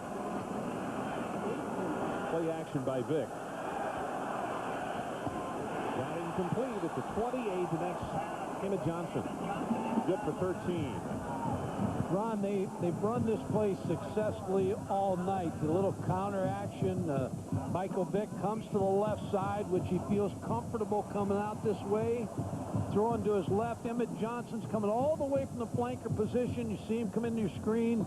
Wide open. Willie Ford trying to stay up with him, but a long way to run. I'd say another score, and Michael Vick will hit the Pines. And we'll see Dave Meyer the rest of the way. I'm going to ask you how much longer they'll go with him in this ball. I think this is it. Well, they're going to run a little reverse right here. Andre Davis gets a nice block, and he'll score.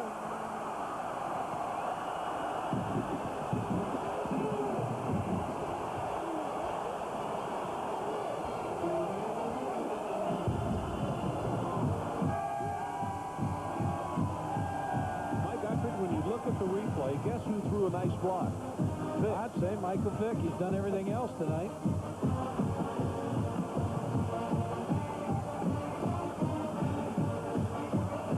Shaking their heads on the other sideline. They've just been blasted. Well, what does that make it now? That's 47. It's about to be 48. 155 to 34 in the last 4 ball games here.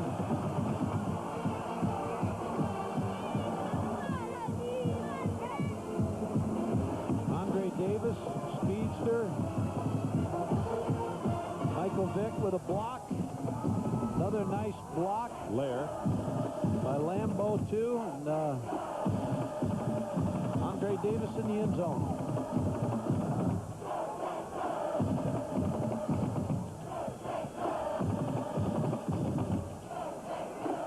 Big play wide receiver, ran touchdown on the reverse.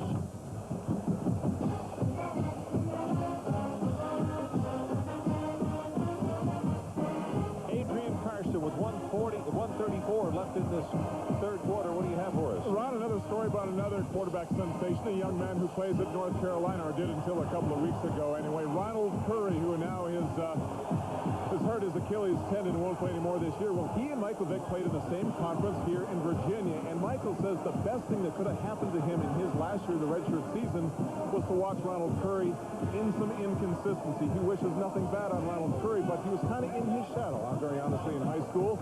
He didn't think he was ready to play last year, and Ron, as you said earlier in the game, for him to travel with the team, watch the films, listen to the coaches, listen to Al Clark, his predecessor, and to watch Ronald Curry make some mistakes, he learned from those mistakes and says that's why he was one of the reasons he's playing so well this season. I don't think there's any question about that, Adrian. And probably another point that can be made is this kick is going to be returned by Will Allen, 2 yards deep. And he is tripped up. He'll get to the 16-yard line.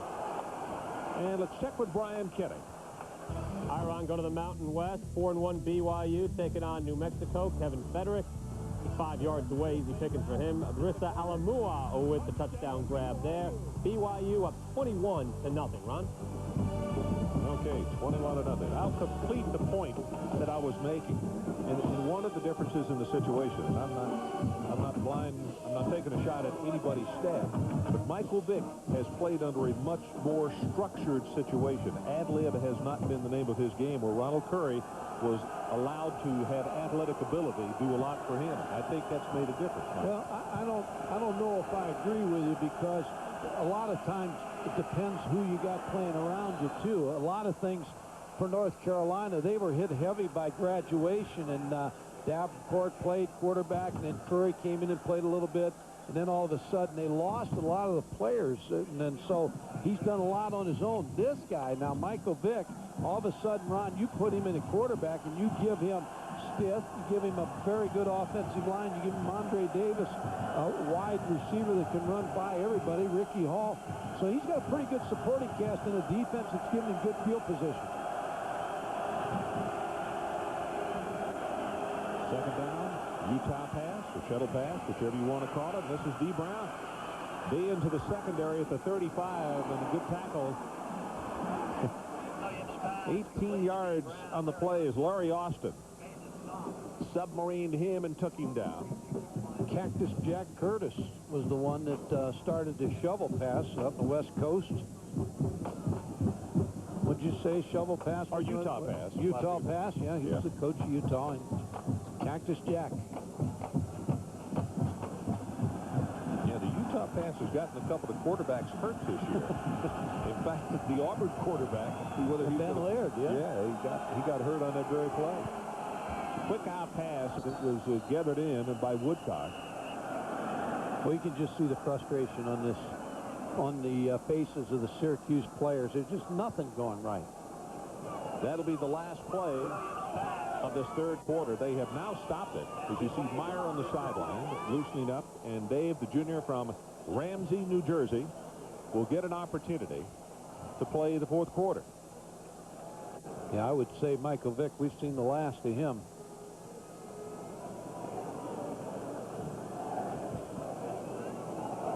No, they're going to call that pass incomplete, so they're asking him to put some time back on the clock.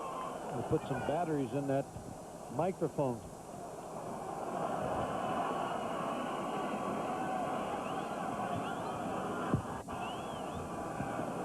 We're going to check on the phone, call upstairs and see exactly the time. 48-0. I don't know if 2 seconds are going to matter here.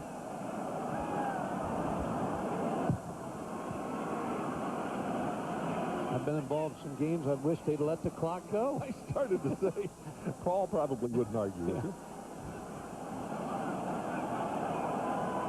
Boy, they're going to add 9 seconds. Yeah.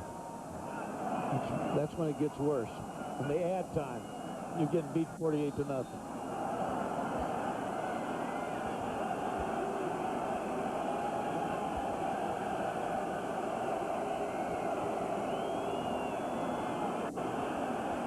Tackle made on Brown, and that's Pugh. And that should be the final play of the third quarter. 3 seconds, 2, 1, and the four fingers go up over their head. Let's take a timeout as we head to the final 15 minutes.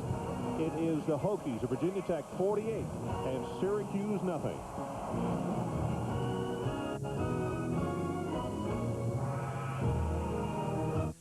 As you might expect, Keller and I don't see eye to eye on investing.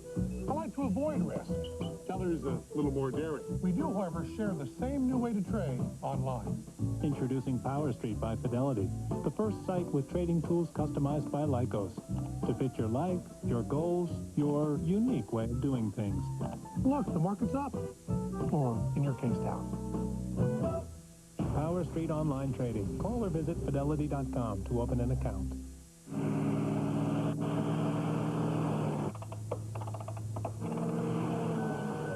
With technology unavailable in any other SUV, just how smooth is the ride of the new Land Rover?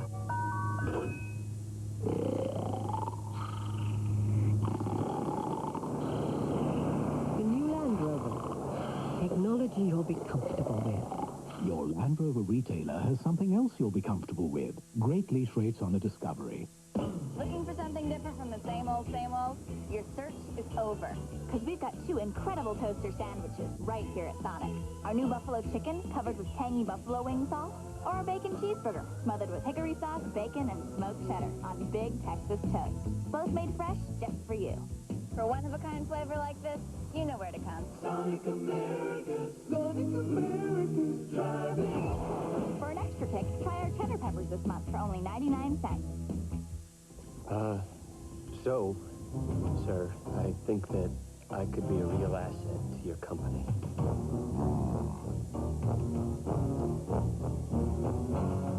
Jenkins, I think we can use a man like you.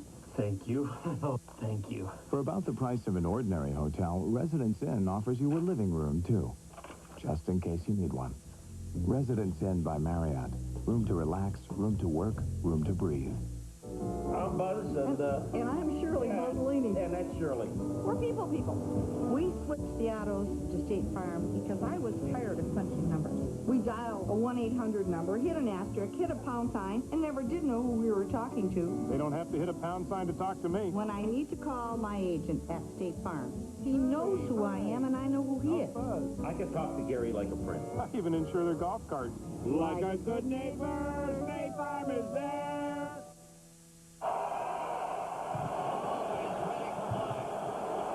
And we're back. The beginning of the fourth and final period. 48-0. Number 4, Virginia Tech, leading previously number 15, Syracuse. And the quick pass, knocked down. That's Ben Taylor, one of the linebackers who went out parallel to the ground and knocked it away. And Larry Austin, too, had visions of an interception there. Ben Taylor tipped it, both of them were there.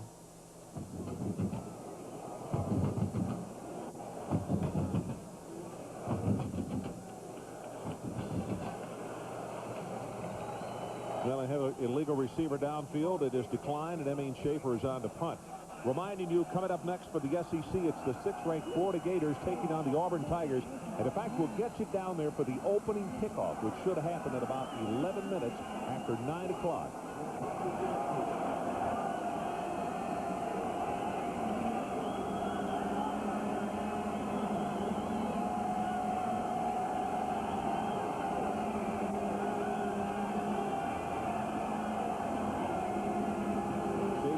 They've got the return on, and it's a line drive.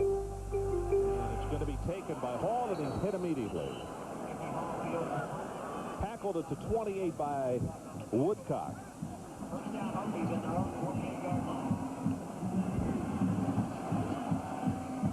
Florida State still struggling with Wake Forest.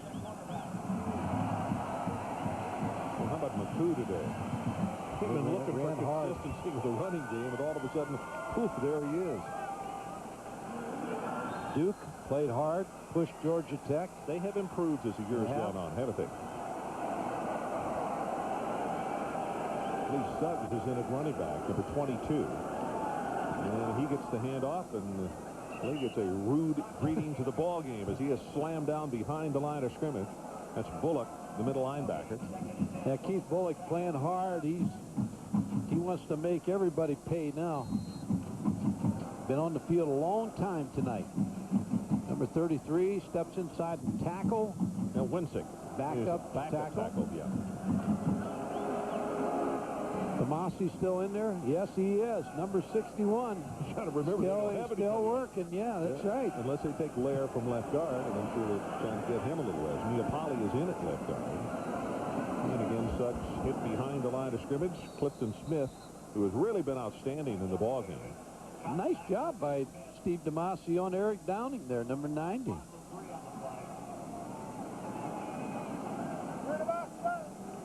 How about your first game? You walk on your first game against the Syracuse Orangemen, and everybody's worried about the center position.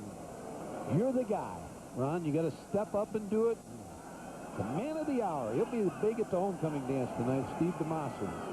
Michael Vick, you can see him loosening his rib protector on the sideline.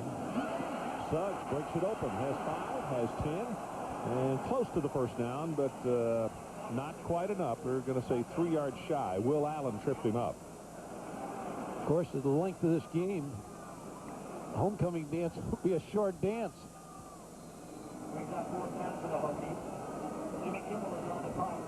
Hello! Spotwood deep for Syracuse. Spotwood goes back deep. He has been silenced tonight. Good to see him back, though. He got the knee injury, and I'm glad he's back. Good. Heavens, he almost kicked this one out of the county. It hits at the 5 and goes into the end zone. And consider that the line of scrimmage where it was, that's a 64-yard punt. Break of the action will take it with them. 48-0 Hokies.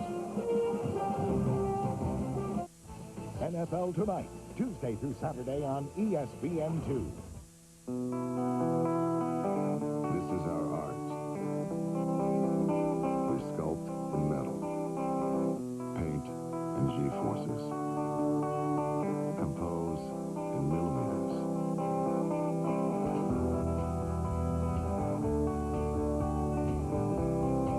You won't find our work in museums, for we are artists of the streets.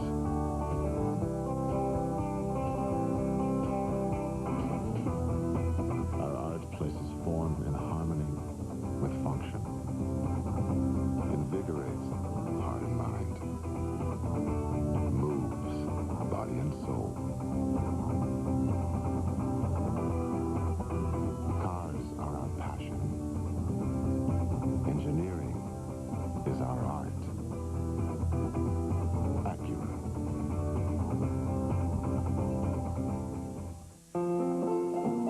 No, it's too red. Too dark.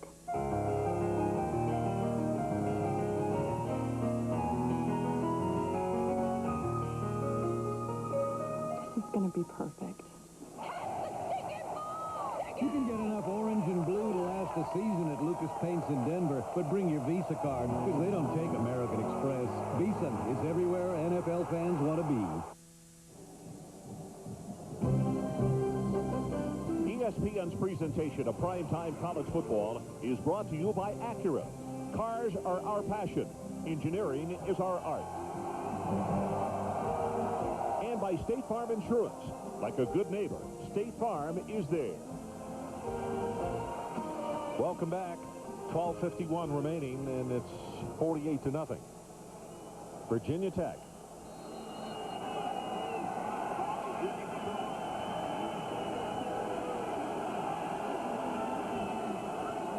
Noon's back in a quarterback. They run the option of the pitch back to Mungro, and he turns it very well as he is up around the 40-yard line. And Mungro definitely has been the only spark plug, bright light for Syracuse offensively, as Hunt is out there to make the tackle. Well, the BCS computer rankings, I know in a couple of weeks we start getting into this, and here are the different computer rankings and how they stand. I find it interesting that the New York Times and the Anderson Hester, are 10 and 11. Billingsley at 8. So you have to wonder with what they might have seen tonight. How about Massey? He's going back to his room now. He's a Virginia Tech fan. He's going to load up some more information. Well, what he's doing, he's working on his doctorate, and I think he had another test coming up, so he went back to study. Big opening for Mungro, and he breaks it not only for the first down. That's a gain of about 14 yards. Steve Hunt again. Don't forget, coming up, and we'll bring you, or we'll have you there for the kickoff, Florida and Auburn, and that is coming up next. And as I mentioned, at about 11 past the hours when they're kicking, we'll have you there so that you don't miss a play. This one here, pretty well in hand at 48-0, and about to go to 12 minutes to play. Look at the numbers on Mungro. 7 carries, 68 yards.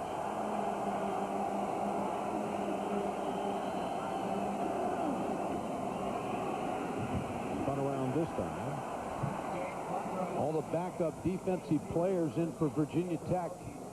Bud Foster gets a chance to build some depth, bringing in his backups against this Syracuse offense. And if you had told Bud this was going to happen, those backups would get some playing time against Syracuse, he probably would have laughed at you. No, I thought talking to them before the game, they felt confident that they knew it was going to be a tough football game. They expected a tough game out of Syracuse. 2nd and 10. Mungro again on the option. And he'll be knocked into the sideline by Larry Austin. And before we leave you, our Visa players of the game from Syracuse. What an outstanding job by the freshman linebacker, Clifton Smith. We have him for 11 tackles, 7 of those solo. And from Virginia Tech, Stiff, 140 yards rushing and 2 touchdowns. And our congratulations to those 2 young men for being our Visa players of the game tonight. There's Stiff. His longest run of the night, 58 yards. And that was right at the beginning of the 3rd quarter.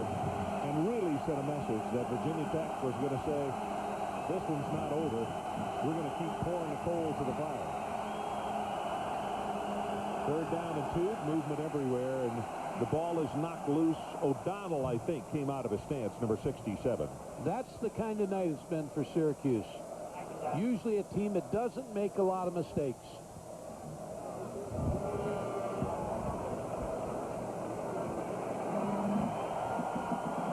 Chiron Stiff had a big night, had 2 long runs against the Syracuse defense. Took the ball inside, shows a lot of speed, gets into the secondary, gets chased down. It shows you the strength, lower body strength, breaking tackles up inside. Powerful runner.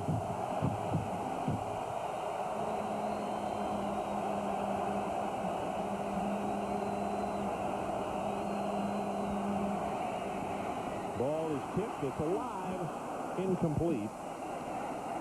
Tipped by Beasley. Closest man to it was Jake Housewright, who is a reserve middle linebacker. Chad Beasley with his hands up at the defensive line position. So the ball, a little piece of that football. Ball goes over. Couldn't convert on. Well, I beg your pardon. Now 4th down. 1 down ahead of myself here. 8 punts tonight for Syracuse. This is the night.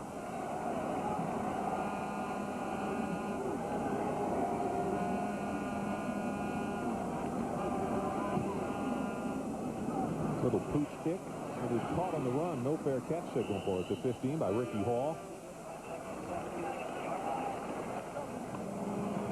27 yards on the kick and 2 on the return.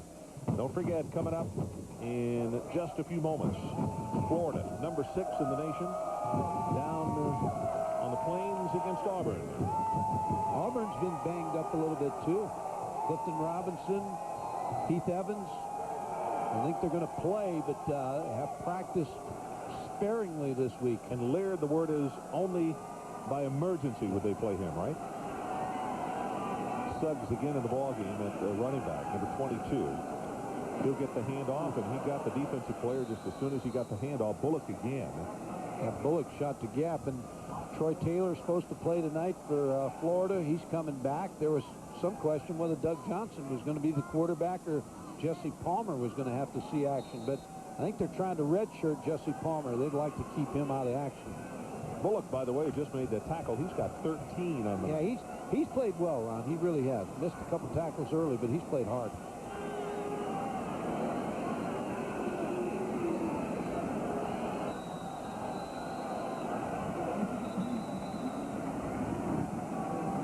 When Meyer took the snap, the flag came down, trying to catch Syracuse offside.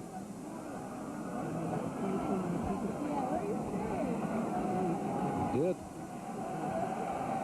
Rack that up to Steve DeMasi, the center again.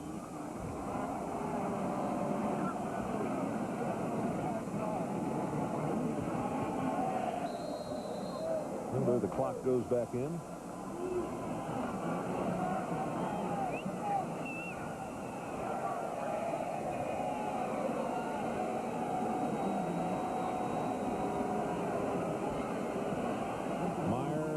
This one way too high, so Mike, we're about to go away and head down to Auburn, Alabama, 48-0.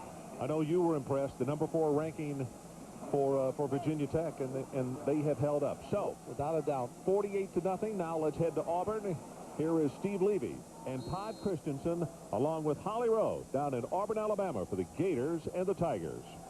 Ron, thank you, and good evening, everyone. Sold out, 86,000 on hand here at Jordan-Hare Stadium, 71 degrees and clear skies.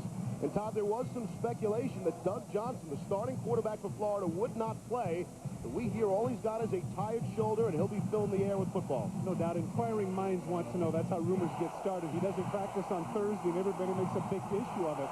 The reality is that at this time of year, people are going to be sore. Doug Johnson doesn't need to practice, Steve. The defense he'll be facing for Auburn is a very, very fine, probably underrated unit. Well, the big issue here, you know, in addition to the interceptions and takeaways, no opposing player has rushed for over 100 yards. People make the mistake coming into the game against Florida of trying to stop the passing attack, but you do have to stop the run first, and if Auburn can do that, they might have a shot.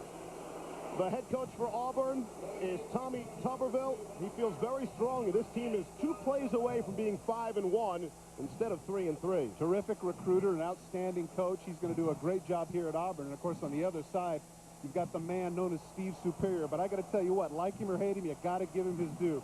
Second winningest coach in SEC history. Those 98 wins are significant. We'll tell you a little bit later about the significance of number 99, if indeed the Gators accrue it. They certainly give Spurrier his due in the media guide. He has some 10 or 15 pages devoted just to his coaching and playing career at Florida. Damon Duval will kick it off for Auburn. Florida will receive, and we're underway from Jordan-Hare. Back to get it is Bo Carroll, number 2 in the white uniform. He takes it out of the end zone and is short of the 20-yard line, and that fires up the crowd right away. Again, Johnson taking the field. There was some question as to whether he would play or not tonight, and he will. The starting quarterback for Florida.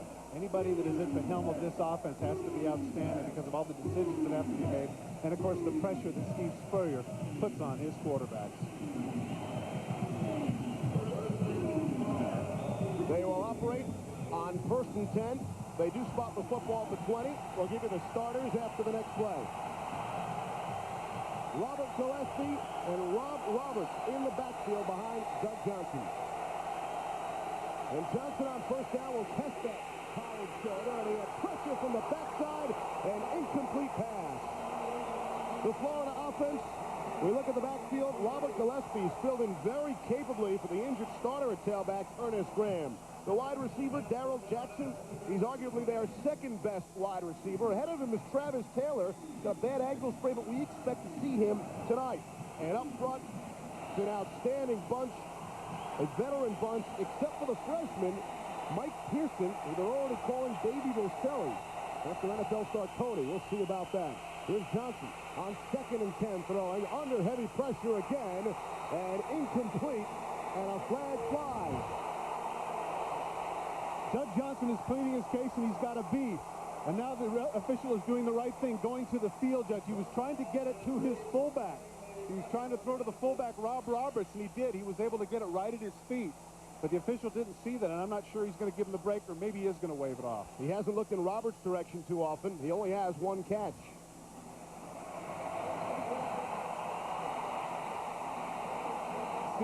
Steve, this isn't a good call, and I'll tell you why. Steve Spurrier knows that. He was scrambling around. Clearly, he was just trying to get rid of it, but he's able to get it at the feet of number 44. He's able to get it